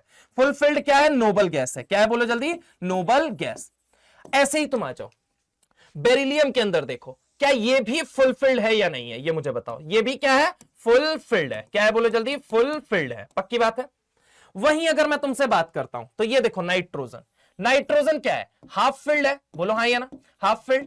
और मैंने तुम्हें बताया था इनके लिए इलेक्ट्रॉन अफिनिटी की वैल्यू लेस देन 0 और इक्वल टू 0, ठीक है। तो सबसे पहले इन तीनों में कौन इलेक्ट्रॉन लेने को मना कर देगा? तो सर फुलफिल्ड वाला हाफ फिल्ड के कंपैरिजन में पहले मना करेगा, लेकिन फुलफिल्ड तो ये भी है और फुलफिल्ड तो वो भी है, लेकिन वो क्या है सर? वो नोबल गैस है, तो वो कुछ ज्यादा ही मना करेगा। पक्की बात है, हाँ है ना? तो नियॉन के बाद अगर हम बात करें, अब बताओ, तो वो क्या था? Noble gas. उसके बाद हम किस पे आए? फुलफिल्ड। तो फुलफिल्ड कौन अब मना करेगा? अब मना करेगा बेरिलियम। बेरिलियम के बाद अब कौन मना करेगा? That is your nitrogen. मतलब इनके लिए इलेक्ट्रॉन अफिनिटी की वैल्यू लेस देन 0 और इक्वल टू 0 होती है। पक्की बात है। अब अगर हम बात करें, कंपैरिजन इन सब में करना है, कौन जल्दी इलेक्ट्रॉन लेगा? तो मेरे भाई किसको जल्दी है इलेक्ट्रॉनिक कन्फ्यूग्रेशन से अपना कटोरा भरने की? तो आप अगर देखोगे ये जो है ये हैलोजन है। ये क्या है? बोलो बेटा, हैलोजन है।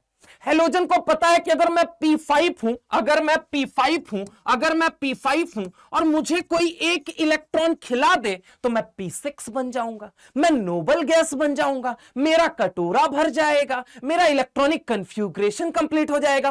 तो इन सब की रेस में सबसे पहले कौन जाएगा? फ्लोरीन जाएगा। सबसे पहले कौन जाएगा? फ्लोरीन, क्योंकि ये क्या बनने वाला है? P6 बनने वाला है। तो सबसे ज्यादा किसका हो जाएगा? फ्लोरीन। किसका हो जाएगा? बोलो बेटा, फ्लोरीन। फ्लोरीन के बाद अगर हम बात करें, अब बताओ अब कौन लेना चाहेगा? आपको पता है यहां अलोंग द पीरियड जाते हो Z इफेक्टिव बढ़ता है, और Z इफेक्टिव बढ़ा तो डेल्टा Hg की वैल्यू बढ़ेगी। तो अब आप मुझे बताओ फ्लोरीन के बाद कौन आएगा? Z इफेक्टिव सबसे ज्यादा इन सब में किसके लिए है? बोलो बोलो, सारे बोलो, सारे बोलो, सारे बोलो। सबसे ज्यादा अब किसके लिए है? ऑक्सीजन के लिए। ऑक्सीजन के बाद सर, ऑक्सीजन के बाद बताओ कौन लेना चाहेगा? ऑक्सीजन के बाद उसके बाद किसके? नाइट्रोजन तो पहले ही पीछे आ गया। नाइट्रोजन तो कह रहा है कि हमको लेने की कोई इच्छा नहीं है, इलेक्ट्रॉन अफिनिटी की वैल्यू मेरे लिए 0 या लेस देन 0 है। समझ रहे हो मेरी बात को? अब कौन लेना चाहेगा? तो अब आंसर है कार्बन लेना चाहेगा। कौन लेना चाहेगा? कार्बन। अब दिक्कत कहां फंसेगी? दिक्कत यहां फंसेगी, ये रहा आपका बोरॉन और ये रहा आपका लिथियम। समझ रहे हो मेरी बात को? समझने की कोशिश करो, इन दोनों के अंदर कौन सा इफेक्ट लगने वाला है? तो आंसर है पेनिट्रेशन इफेक्ट। कौन सा? Penetration effect. बोलो बोलो, कौन सा? Penetration effect. बोलो बोलो, कौन सा? Penetration effect. शेल नंबर इसके लिए भी सेकंड है और शेल नंबर आउटर शेल इसके लिए भी सेकंड है। शेल सेम हो जाए, अगर सब शेल वेरी करे, अगर सब शेल वेरी करे, यहां S सब शेल, यहां P सब शेल, इलेक्ट्रॉन ऐड करना तुम्हारे लिए आसान कहां रहेगा? तो आंसर क्या है सर? आंसर क्या है? लिथियम। किसके अंदर? लिथियम। और उसके पीछे कौन आ जाएगा बोलो बेटा? उसके पीछे आपका आ जाएगा बोरॉन। तो correct order of electron gain enthalpy और electron affinity would be what? Neon, then beryllium, then nitrogen, then boron, then lithium, then carbon, then oxygen, then fluorine. क्या मेरी बात समझ में आई? पक्की बात है? कर ले जाओगे सवाल, हाँ या ना? पक्का? चले आगे चले? चलो आगे चलते हैं नेक्स्ट क्वेश्चन की तरफ। पहले इसको देख लो एक बारी, फिर हम आगे चलते हैं। फटाफट से इसको देख लो, फिर हम आगे चलते हैं। फटाफट चले आगे चले। देख लीजिए ये वाला क्वेश्चन। अब ये वाला क्वेश्चन थर्ड पीरियड, ये सारे के सारे कौन से पीरियड के एलिमेंट है? थर्ड पीरियड के एलिमेंट है। किसके एलिमेंट है? थर्ड पीरियड के एलिमेंट है। ध्यान रखना, हाफ फील्ड वाला कन्फ्यूग्रेशन वाला कंसेप्ट अब नहीं लगेगा। अब नहीं लगेगा मेरे भाई, अब नहीं लगेगा, क्योंकि जैसे जैसे नीचे जाते हो हाफ फील्ड कन्फ्यूग्रेशन की स्टेबिलिटी कम होती जाती है। तो ध्यान रखिएगा और पेन कॉपी उठा के इस सवाल को पहले सॉल्व कीजिए। पहले सॉल्व करो, फिर मैं इसको सॉल्व करूंगा। फटाफट सारे लोग करिए। चलिए चलिए चलिए चलिए चलिए चलिए करिए करिए सारे लोग क्वेश्चन। सबसे पहले इलेक्ट्रॉनिक कन्फ्यूग्रेशन लिखो। सबसे पहले इलेक्ट्रॉनिक कन्फ्यूग्रेशन लिखोगे, सारे लोग लिखोगे इलेक्ट्रॉनिक कन्फ्यूग्रेशन। सबसे पहले इलेक्ट्रॉनिक कन्फ्यूग्रेशन। चलिए चले चलिए आइए देखिए इस क्वेश्चन को सॉल्व करते हैं बेटा। इस क्वेश्चन को सबसे पहले क्या करोगे? कन्फ्यूग्रेशन लिखो। इसका क्या हो गया? देखो यहां पे 1s2 2s2 2p6 इतना पार्ट सबके लिए क्या हो गया? कॉमन हो गया यहां से यहां तक। अब जो वेरिएशन आएगा वो कहां से आएगा वो सुनो। यहां पे अगर मैं बात करूं, एक मिनट, यहां से यहां तक अगर आप देखेंगे तो सबके लिए कॉमन हो गया। ठीक है, अब देखो इसका एटॉमिक नंबर 11, इसका 12, इसका 13, इसका क्या हो गया 14, इसका 15, इसका क्या हो गया 16 और इसका क्या हो गया 17, है ना? तो अभी जरा गौर से देखो, यहां पे क्या होगा 3s1, यहां पे अगर मैं बात करूं 3s1, यहां पे क्या आएगा 3s2। ठीक है, अब 3s2 के बाद यहां से लेके यहां तक सबके लिए कॉमन है। आगे अगर हम चलें तो यहां पे क्या आएगा 3p1, यहां क्या आएगा 3p2, यहां पे क्या आएगा 3p3, यहां पे क्या आएगा 3p4, यहां पे क्या आएगा 3p5। एक मिनट, कुछ गड़बड़ हो रही है। गड़बड़ ये हो रही है, एक मिनट देखने दो। अल्युमिनियम, अच्छा यहां पे सिलिकॉन आना चाहिए ना भैया, तो ये सिलिकॉन यहां पे आएगा। ठीक है, इसको हटा देते हैं पहले, एक मिनट के लिए इसको हटा देते हैं। चलो देखो यहां पे ये क्या हो गया 14, ये क्या हो गया 15, ये क्या हो गया 16, ये क्या हो गया 17, ये क्या हो गया 18। पक्की बात है? अभी देखो जरा गौर से, यहां 3p1, यहां 3p2, यहां क्या आ गया 3p3 और ये क्या हो गया 3p4, ये क्या हो गया 3p5 और ये क्या हो गया 3p6। क्या हो गया 3p6। अब समझने की कोशिश करना, यहां पे देखो बेटा, सबसे पहले इलेक्ट्रॉन लेने से एकदम मना कौन करेगा? जो क्या है फुलफिल्ड है। जो क्या है बोलो बेटा, बोलो बोलो, क्या है? फुलफिल्ड है। जो क्या है? फुलफिल्ड है। पक्की बात है? ये लेने से एकदम मना कर देगा। पक्की बात है? अगर मैं बात करूं यहां पे, समझने की कोशिश करना यहां पे तरीके से कि सबसे पहले लेने से कौन मना करेगा? नियॉन। नियॉन के बाद अगर मैं तुमसे बात करता हूं, नियॉन के बाद अगर मैं बात करता हूं, तो देखो जरा गौर से, मैग्नीशियम, क्या ये भी फुलफिल्ड है? लेकिन चूंकि नोबल गैस नहीं है, इसलिए नोबल गैस के कंपैरिजन में थोड़ा इलेक्ट्रॉन खाने की इच्छा ज्यादा रखेगा। तो इसके बाद कौन आ जाएगा? मैग्नीशियम, है ना? अब देखो जरा गौर से, ये क्या है? सोडियम है। सोडियम का कन्फ्यूग्रेशन देख बेटा क्या है? ये सोडियम का कन्फ्यूग्रेशन क्या है? 3s1 और एल्युमिनियम का कन्फ्यूग्रेशन क्या है? 3p1। अगर मैं बात करूं शेल तो सेम है, सब शेल क्या कर रहा है? वेरी कर रहा है। ये एक इलेक्ट्रॉन खाएगा तो ये क्या बनेगा? बोलो बोलो बोलो बोलो, s2 बन जाएगा। और ये इलेक्ट्रॉन खाएगा तो ये क्या बनेगा? p2। p2 एक नॉर्मल फील्ड कन्फ्यूग्रेशन है, s2 एक फुलफिल्ड कन्फ्यूग्रेशन है। तो बताओ सोडियम और अल्युमिनियम में, सोडियम और अल्युमिनियम में ज्यादा इलेक्ट्रॉन कौन खाना चाहता है? सोडियम और अल्युमिनियम में ऑब्वियस है सोडियम थोड़ा तेजी से इलेक्ट्रॉन खाना चाहता है। तो यहां पे अगर मैं बात करूं, सोडियम जो है वो तेजी से इलेक्ट्रॉन खाना चाहेगा अल्युमिनियम के कंपैरिजन में। सर आपने यहां पे वो p3 वाला लोचा नहीं लगाया है। अरे भैया सुनो, ये जो p3 है ना, ये जनरली लगा दिया जाता है, जनरली कई जगह लिखा हुआ मिलेगा, लेकिन ये गलत है। सुनो, एक्चुअल में नाइट्रोजन फैमिली में नाइट्रोजन जो होता है उसके लिए इलेक्ट्रॉन अफिनिटी की वैल्यू लेस देन 0 और इक्वल टू 0 होती है, फास्फोरस के लिए नहीं होती है बेटा। क्यों? क्योंकि जैसे जैसे तुम नीचे जाओगे हाफ फील्ड कन्फ्यूग्रेशन की स्टेबिलिटी घटती जाएगी, इस वजह से यहां पे वो लोचा नहीं लगेगा, यहां पे लोचा नहीं लगेगा, यहां पे लोचा, कौन सा लोचा? हाफ फील्ड वाला, हाफ फील्ड वाला, HF लिख दिया मैंने, हाफ फील्ड वाला नहीं लगेगा, नहीं लगेगा। समझ रहे हो मेरी बात को? यहां हाफ फील्ड का लोचा नहीं लगेगा, पक्की बात है। यहां पे क्या लगेगा? यहां पे एक्चुअल में सुनो, इसके पीछे जस्ट कौन है? सिलिकॉन और कौन है? फास्फोरस। समझने की कोशिश करना, क्वेश्चन को तोड़ तोड़ के इसीलिए मैं बता रहा हूं। सिलिकॉन और फास्फोरस, अब सिलिकॉन और फास्फोरस में जब हम बात करें तो सिलिकॉन का कन्फ्यूग्रेशन है 3p2 और फास्फोरस का है 3p3, है ये हाफ फील्ड। मतलब कि अगर इन दोनों में जब मैं कंपैरिजन करूंगा तो ये बनने वाला है एक इलेक्ट्रॉन खाके 3p3 इलेक्ट्रॉन खाके, और ये इलेक्ट्रॉन खाके क्या बनने वाला है? 3p4, जो ये बिल्कुल नहीं बनना चाहता। क्यों नहीं बनना चाहता? क्योंकि इसका कन्फ्यूग्रेशन क्या है? Half field. Half field configuration होने की वजह से ये लेने से इलेक्ट्रॉन क्या कर देगा? मना कर देगा, एज कंपेयर टू सिलिकॉन के, एज कंपेयर टू सिलिकॉन के, not as compare to argon, magnesium and, जैसे हमने पिछले क्वेश्चन में किया था वैसा नहीं होगा। यहां पे कंपैरिजन इन दोनों में लगेगा। समझ रहा हो मेरी बात को? तो समझने की कोशिश करना। यहां पे ये इलेक्ट्रॉन खा के p3 बनने वाला और ये p4, इसको हाफ फील्ड कन्फ्यूग्रेशन मिलने वाला है और इसका हाफ फील्ड कन्फ्यूग्रेशन जाने वाला है। इस वजह से ये मना कर देगा कि माई बाप हमको इलेक्ट्रॉन खाने की कोई आवश्यकता नहीं है compare to silicon, compare to silicon, mark my word, compare to silicon. ये कहेगा मैं इलेक्ट्रॉन नहीं खाना चाहता। तो यानी कि अगला पेयर मैं बनाऊं कि सिलिकॉन और फास्फोरस में किसके लिए ज्यादा? तो सिलिकॉन के लिए ज्यादा। बाकी सब में क्या लगेगा सर? बाकी सब में सुनो, एक एक बात सुनो। ये जो क्लोरीन है इसके पास कन्फ्यूग्रेशन है 3p5। इसको पता है कि अगर मैं 3p5 से एक इलेक्ट्रॉन खा लूं तो मैं क्या बन जाऊंगा? 3p6 बन जाऊंगा। मैं अगर इलेक्ट्रॉन खा लूं तो मैं क्या बन जाऊंगा? 3p6 बन जाऊंगा। यानी मेरे पास नोबल गैस कन्फ्यूग्रेशन आ जाएगी। यानी मैं अगर बात करूं तो मेरा कटोरा भर जाएगा, मेरा ऑक्टेट पूरा हो जाएगा। तो मेरे भाई जल्दी से वो इलेक्ट्रॉन खाना चाहेगा। बोलो हाँ या ना? अरे पक्की बात है। अब बात आती है सल्फर में सर कैसे कंपेयर करोगे? जैसे जैसे तुम आगे जाओगे जेड इफेक्टिव बढ़ेगा, जेड इफेक्टिव बढ़ा तो डेल्टा एच इजी, इलेक्ट्रॉन लेने की इच्छा भी क्या है? बढ़ रही है। यानी सल्फर और क्लोरीन में किसका ज्यादा? बोलो बेटा, सल्फर और क्लोरीन में सल्फर का ज्यादा। फास्फोरस सिलिकॉन में किसका ज्यादा? सिलिकॉन का ज्यादा। अब फास्फोरस सिलिकॉन और सल्फर में कैसे कंपेयर करोगे? वैसे ही कंपेयर कर लो। जेड इफेक्टिव आगे जाने पे क्या करेगा? बढ़ेगा। और जेड इफेक्टिव अगर आगे जाने पे बढ़ेगा तो डेल्टा एच की वैल्यू भी बढ़ेगी। यानी कि ऑर्डर क्या हो जाएगा? बोलो बेटा, यहां पे नियॉन, सॉरी नियॉन नहीं, आर्गन। यहां पे क्या हो जाएगा? आर्गन, देन मैग्नीशियम, देन क्या हो जाएगा आपका? अल्युमिनियम, देन अल्युमिनियम के बाद क्या हो जाएगा? सोडियम, सोडियम के बाद कौन होगा? तो सोडियम के बाद फास्फोरस, फास्फोरस के बाद सिलिकॉन, सिलिकॉन के बाद सल्फर, सल्फर के बाद क्लोरीन। क्या हो जाएगा? क्लोरीन। ठीक है, एक बात मुझे बताओ, क्या क्लोरीन सबसे पहले या फ्लोरीन सबसे पहले इलेक्ट्रॉन लेना चाहता था या नहीं लेना चाहता था? लेना चाहता था। इसीलिए अगर तुम पिछला ऑर्डर देखो, पिछला ऑर्डर, तो वहां सबसे टॉप पे कौन आया? फ्लोरीन।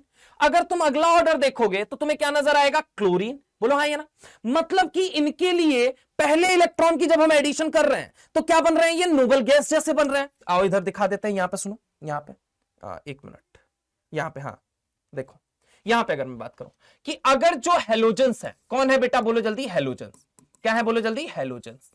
हेलोजेंस है, ठीक है। तो हेलोजेंस की अगर मैं बात करूं तो हेलोजेंस के अंदर क्या है? Configuration ns2np5। अगर इनको एक इलेक्ट्रॉन खिला दिया गया, इनको एक इलेक्ट्रॉन खिला दिया गया, इनको अगर एक इलेक्ट्रॉन खिला दिया गया तो इलेक्ट्रॉन खिलाने के बाद से समझने की कोशिश करना, ये क्या बनने वाले हैं? ns2np6 बनने वाले हैं। ns2np6 क्या है? Inert gas configuration. कौन सी कन्फ्यूग्रेशन है? Inert gas configuration. क्या है? Inert gas configuration. तो क्या ये जो इलेक्ट्रॉन है ये जल्दी से लेंगे या नहीं लेंगे? जल्दी से इलेक्ट्रॉन एक्सेप्ट करेंगे या नहीं करेंगे? बोलो बोलो, सारे बोलो। जल्दी से इलेक्ट्रॉन एक्सेप्ट करेंगे, जल्दी से इलेक्ट्रॉन एक्सेप्ट करेंगे, जल्दी से इलेक्ट्रॉन एक्सेप्ट करेंगे। क्या मेरी बात समझ में आई? अगर ये जल्दी से इलेक्ट्रॉन एक्सेप्ट करेंगे, जल्दी से इलेक्ट्रॉन एक्सेप्ट करेंगे तो E की वैल्यू इनके लिए क्या हो गई? बोलो बोलो, पॉजिटिव। E की वैल्यू क्या हो गई? इलेक्ट्रॉन खाने की इनकी इच्छा क्या है? बोलो बोलो पॉजिटिव। और डेल्टा एचईजी की वैल्यू क्या हो गई? डेल्टा एचईजी की वैल्यू क्या हो गई? नेगेटिव। क्या हो गई? नेगेटिव।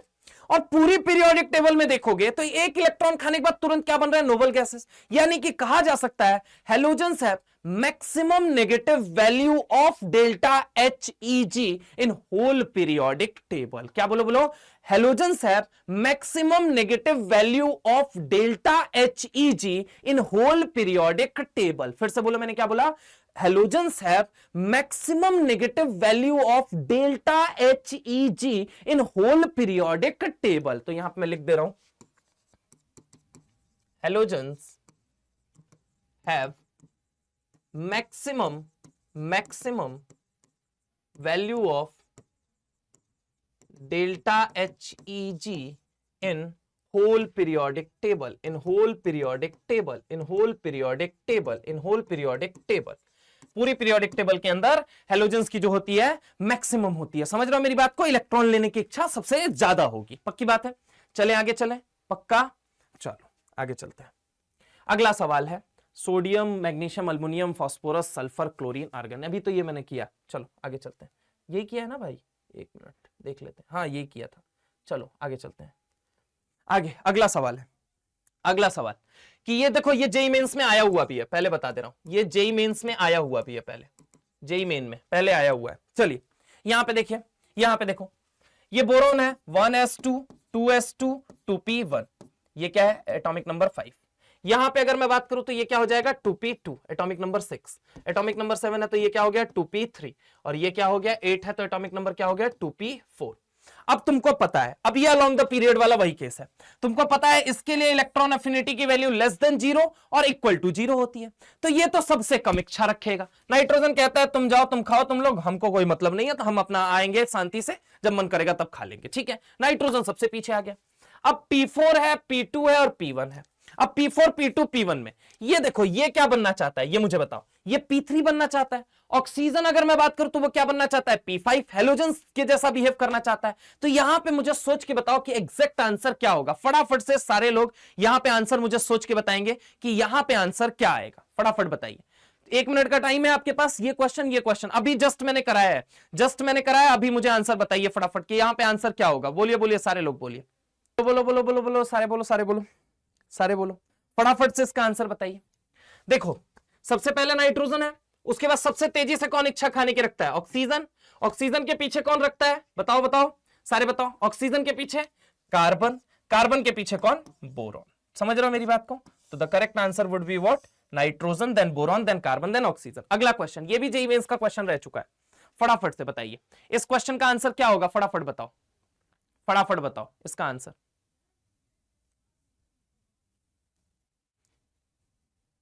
देखो यहां पे बताओ फटाफट क्या होगा, बताओ। ये क्या है? Atomic number 13। ये क्या है? 14। ये क्या है? 15। ये क्या है? 16। ये बन गया 2p4। ये क्या बन गया आपका? 2p3। लेकिन इस बार मैंने आपसे क्या कहा? इसके लिए इलेक्ट्रॉन एफिनिटी की वैल्यू 0 या लेस देन 0 नहीं होगी। आगे अगर मैं बात करूं, ये क्या बन गया? 2p2 और ये क्या बन गया? 2p1। अब देखो यहां पे क्या हो जाएगा? सल्फर सबसे पहले, उसके बाद से कौन हो जाएगा? सल्फर के बाद कौन हो जाएगा? तो इसको पता है ये क्या बनने वाला है? इलेक्ट्रॉन खा के 2p3 बनने वाला है, मतलब हाफ फील्ड आने वाला है। और इसका हाफ फील्ड कन्फ्यूग्रेशन जाने वाला है। इसका क्या है? जाने वाला है। और इसका क्या है? आने वाला है। तो रेस में जल्दी कौन दौड़ेगा? तो ऑब्वियस है सिलिकॉन दौड़ेगा। उसके पीछे कौन दौड़ेगा? फास्फोरस। और सबसे पीछे कौन दौड़ेगा? अल्युमिनियम। पक्की बात है? ये देख लो। चलो देख लीजिए, फिर हम आगे चलते हैं नेक्स्ट क्वेश्चन की तरफ। आगे चलते हैं, ठीक है। Fluorine, chlorine, bromine, iodine. आपको पता है बेटा मैंने क्या बोला? सबसे पहले यहां 2 फैक्टर लग रहे हैं। क्या? ये सेकंड पीरियड का, ये क्या लग रहा है? थर्ड पीरियड का। ये कौन से पीरियड का? फोर्थ। और ये कौन से पीरियड का? फिफ्थ। हमें पता है सेकंड से थर्ड जाओगे, थर्ड से फिर तुम 4 जाओगे, 4 से 5 जाओगे, नंबर ऑफ शेल क्या करेगा? बढ़ेगा। नंबर ऑफ शेल बढ़ेगा तो साइज क्या करेगी? बढ़ेगी। इलेक्ट्रॉन लेने की इच्छा क्या होगी? इलेक्ट्रॉन लेने की इच्छा कम होती जाएगी। इलेक्ट्रॉन लेने की इच्छा कम होती जाएगी। इलेक्ट्रॉन लेने की इच्छा कम होती जाएगी। तो इस अकॉर्डिंग आंसर क्या होना चाहिए? Fluorine, then chlorine, then bromine, then iodine. फंस गया ना तू यहीं पे? यही आंसर आया ना? फंस गया। क्यों फंस गया बेटा? अभी तो जस्ट बताया था सेकेंड पीरियड और थर्ड पीरियड में जो थर्ड पीरियड वाले हैं उनकी इलेक्ट्रॉन गेन एंथैल्पी ज्यादा होती है एज कंपेयर टू सेकेंड, उनकी इलेक्ट्रॉन गेन एंथैल्पी ज्यादा होती है एज कंपेयर टू सेकेंड। तो यहां पे अगर मैं तुमसे बात करूं कि क्लोरीन की सबसे ज्यादा, उसके बाद फ्लोरीन, देन कौन होगा, ब्रोमीन, देन आयोडीन, इन दोनों में सेकेंड पीरियड और थर्ड पीरियड वाला कंपैरिजन लग जाएगा मेरे भाई, इन दोनों में सेकेंड पीरियड और थर्ड पीरियड वाला कंपैरिजन लग जाएगा। बाकियों के अंदर नंबर ऑफ शेल वाला कंसेप्ट लगेगा। क्या लगेगा? नंबर ऑफ शेल वाला कंसेप्ट। ठीक है, चलिए ये जेईई एडवांस का एक क्वेश्चन है, ये जेईई एडवांस में पूछा गया था। ठीक है, जेईई एडवांस में क्या पूछा गया था? पूछा यह गया था order of ionization energy. F दिया, एफ माइनस दिया, सीएल दिया, सीएल माइनस दिया। अब समझो इस क्वेश्चन को पहले सुनो। देखो एफ जो है न्यूट्रल है, इसको आपने क्या किया, एक इलेक्ट्रॉन खिलाया, तो ये क्या बन गया, एफ माइनस। इसको मैं क्या लिख सकता हूं, delta H E G of F. क्या लिख सकता हूं, delta H E G of F, मतलब electron gain enthalpy of fluorine. अब देखो इसी एफ माइनस को लेके मैंने इसके अंदर से इलेक्ट्रॉन निकाल दिया, मैंने इसके अंदर, यहां तो इलेक्ट्रॉन खिलाया था, प्लस ही लिख दे रहा हूं, यहां माइनस ही, मतलब निकाल दिया। ठीक है, इसके अंदर से इलेक्ट्रॉन निकाल दिया। तो जब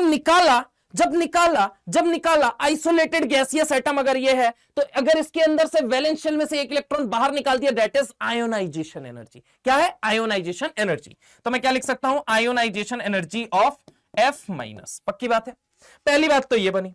अब दूसरी बात सुनो, सीएल था, सीएल को एक इलेक्ट्रॉन आपने खिलाया और ये क्या बन गया, सीएल माइनस बन गया। यानी कि मैं इसको क्या लिख सकता हूं, delta H E G of, बोलो बोलो बोलो, क्लोरीन। अब इस क्लोरीन माइनस को लिया और इसके अंदर से इलेक्ट्रॉन क्या कर दिया, निकाल दिया, तो ये क्या बन गया, सीएल। ठीक है, यानी कि मैं इसको क्या लिख सकता हूं, आयनाइजेशन एनर्जी ऑफ क्लोरीन। पक्की बात है, क्लोरीन माइनस। अब देखना, एक कंक्लूजन लिख रहा हूं। एक कंक्लूजन क्या लिखा जा सकता है, सुनो।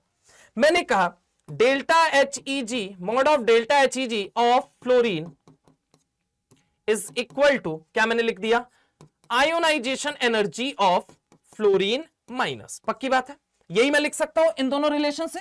पक्की बात है, इन दोनों रिलेशन से मैं ये कंक्लूजन निकाल सकता हूं।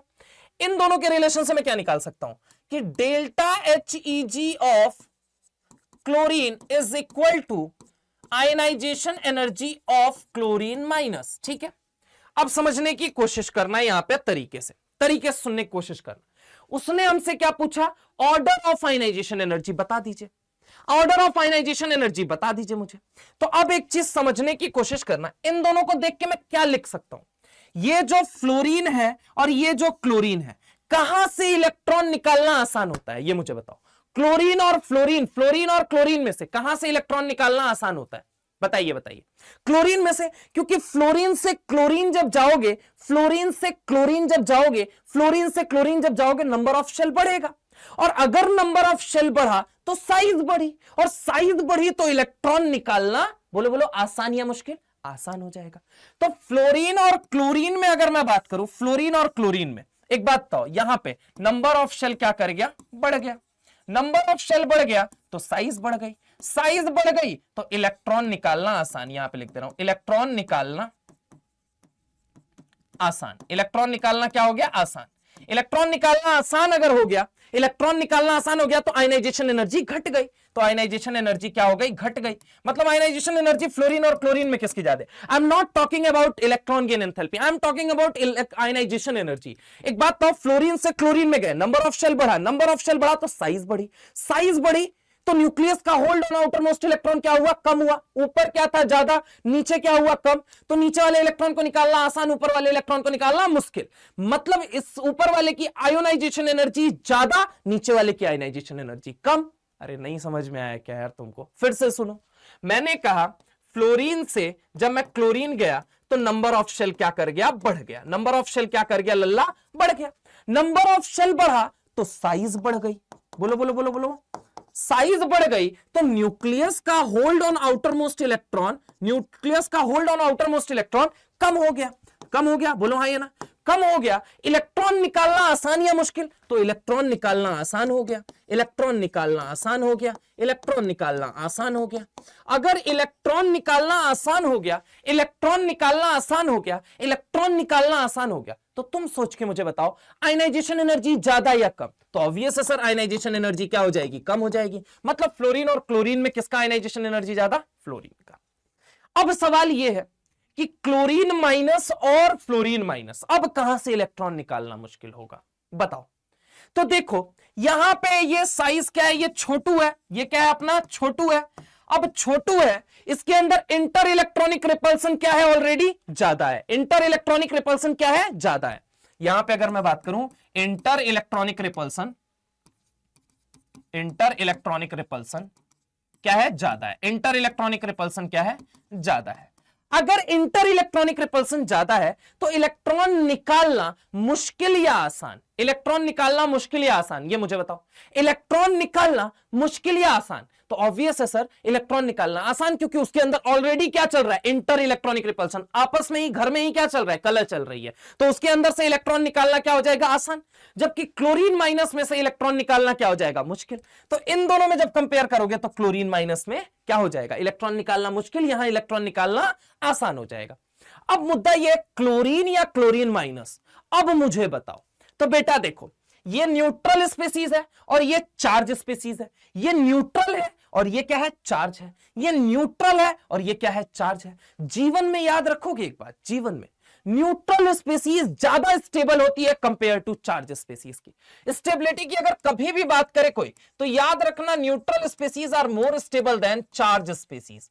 अगर न्यूट्रल स्पीसीज ज्यादा स्टेबल है चार्ज स्पीसीज से, तो किसके अंदर से इलेक्ट्रॉन निकालना मुश्किल? तो न्यूट्रल के अंदर से इलेक्ट्रॉन निकालना मुश्किल होगा, चार्ज के अंदर से इलेक्ट्रॉन निकालना आसान होगा। तो Cl और Cl माइनस में Cl का होगा। समझ रहे हो? ऑर्डर ऑफ आयनाइजेशन एनर्जी पूछा गया था हमसे। चलिए इसको देख लीजिए फटाफट, फिर हम आगे चलते हैं। फटाफट फटाफट आगे चले, देख लो, 1 मिनट पॉज करके देख लो, फटाफट से देख लीजिए सारे लोग सारे लोग सारे लोग सारे लोग, फटाफट चलें आगे चलते हैं। देखो यहां पे नेक्स्ट क्वेश्चन की तरफ, which of the following ion is least stable? JEE advance का अगेन सवाल है कि इन सब में सबसे लीस्ट स्टेबल आयन कौन सा है? विच of the following is the least stable ion? Which of the following ion is least stable? देखो देखो देखो देखो देखो देखो इधर बताएं, तुमको मैंने अभी कुछ देर पहले बताया था, बेरिलियम, मैग्नीशियम, अल्युमिनियम, इधर नाइट्रोजन, इधर helium, neon, argon, krypton, xenon. ठीक है, इनके लिए मैंने बोला था इलेक्ट्रॉन अफिनिटी की वैल्यू लेस देन 0 और इक्वल टू 0 होती है। इनके लिए लेस देन 0 और इक्वल टू 0 होती है। तो बेरिलियम वो आयन है जो कभी भी इलेक्ट्रॉन लेना नहीं चाहेगा। इन सब के लिए अगर मैं बात करूं, इन सब के लिए अगर मैं बात करूं, इन सब के लिए अगर मैं बात करूं, इन सब के लिए अगर मैं बात करूं, तो ये सब इलेक्ट्रॉन लेना चाहते हैं। बेरिलियम के लिए इलेक्ट्रॉन अफिनिटी की वैल्यू लेस देन 0 और इक्वल टू 0 होती है। वो कभी भी इलेक्ट्रॉन नहीं लेना चाहता है। अगर बेरिलियम को जब आप इलेक्ट्रॉन खिलाओगे तभी तो वो क्या बनेगा? बोलो बोलो सारे बोलो, अरे बोलो यार, बेरिलियम माइनस बनेगा। तो इनमें से कौन है? इसके लिए मैं क्या लिख सकता हूं? Delta HEG of beryllium. बोलो हाँ या ना? तो अगर मैं कहूं इसके लिए वैल्यू क्या होती है? लेस देन 0 और इक्वल टू 0 होती है, यानी कि इनमें से कौन नहीं बनना चाहेगा? That is beryllium minus, and ये सबसे ज्यादा लीस्ट स्टेबल हो जाएगा। क्या मेरी बात समझ में आई? पक्की बात है। तो ये बात आप कंसेप्ट ध्यान रखिए, आपको कहीं दिक्कत नहीं आएगी। फास्फोरस के लिए इलेक्ट्रॉन अफिनिटी की वैल्यू लेस देन 0 और इक्वल टू 0 नहीं होती है। ठीक है, चले वही बात है, सवाल खत्म हो गए, टॉपिक खत्म हो गया, इलेक्ट्रॉन अफिनिटी पूरी तरीके से खत्म हो चुकी है। आप जाके अपने सारे क्वेश्चंस लगा सकते हो, आपको कहीं दिक्कत नहीं आएगी। जहां पे भी दिक्कत आए, आप टेलीग्राम चैनल्स हैं, वहां पे आप अपने डाउट्स वगैरह सारी चीजें पूछ सकते हो। चलिए इसी के साथ that's all for today and rest will proceed later on. Thank you very much, बहुत बहुत शुक्रिया इतनी देर मुझे सुनने के लिए।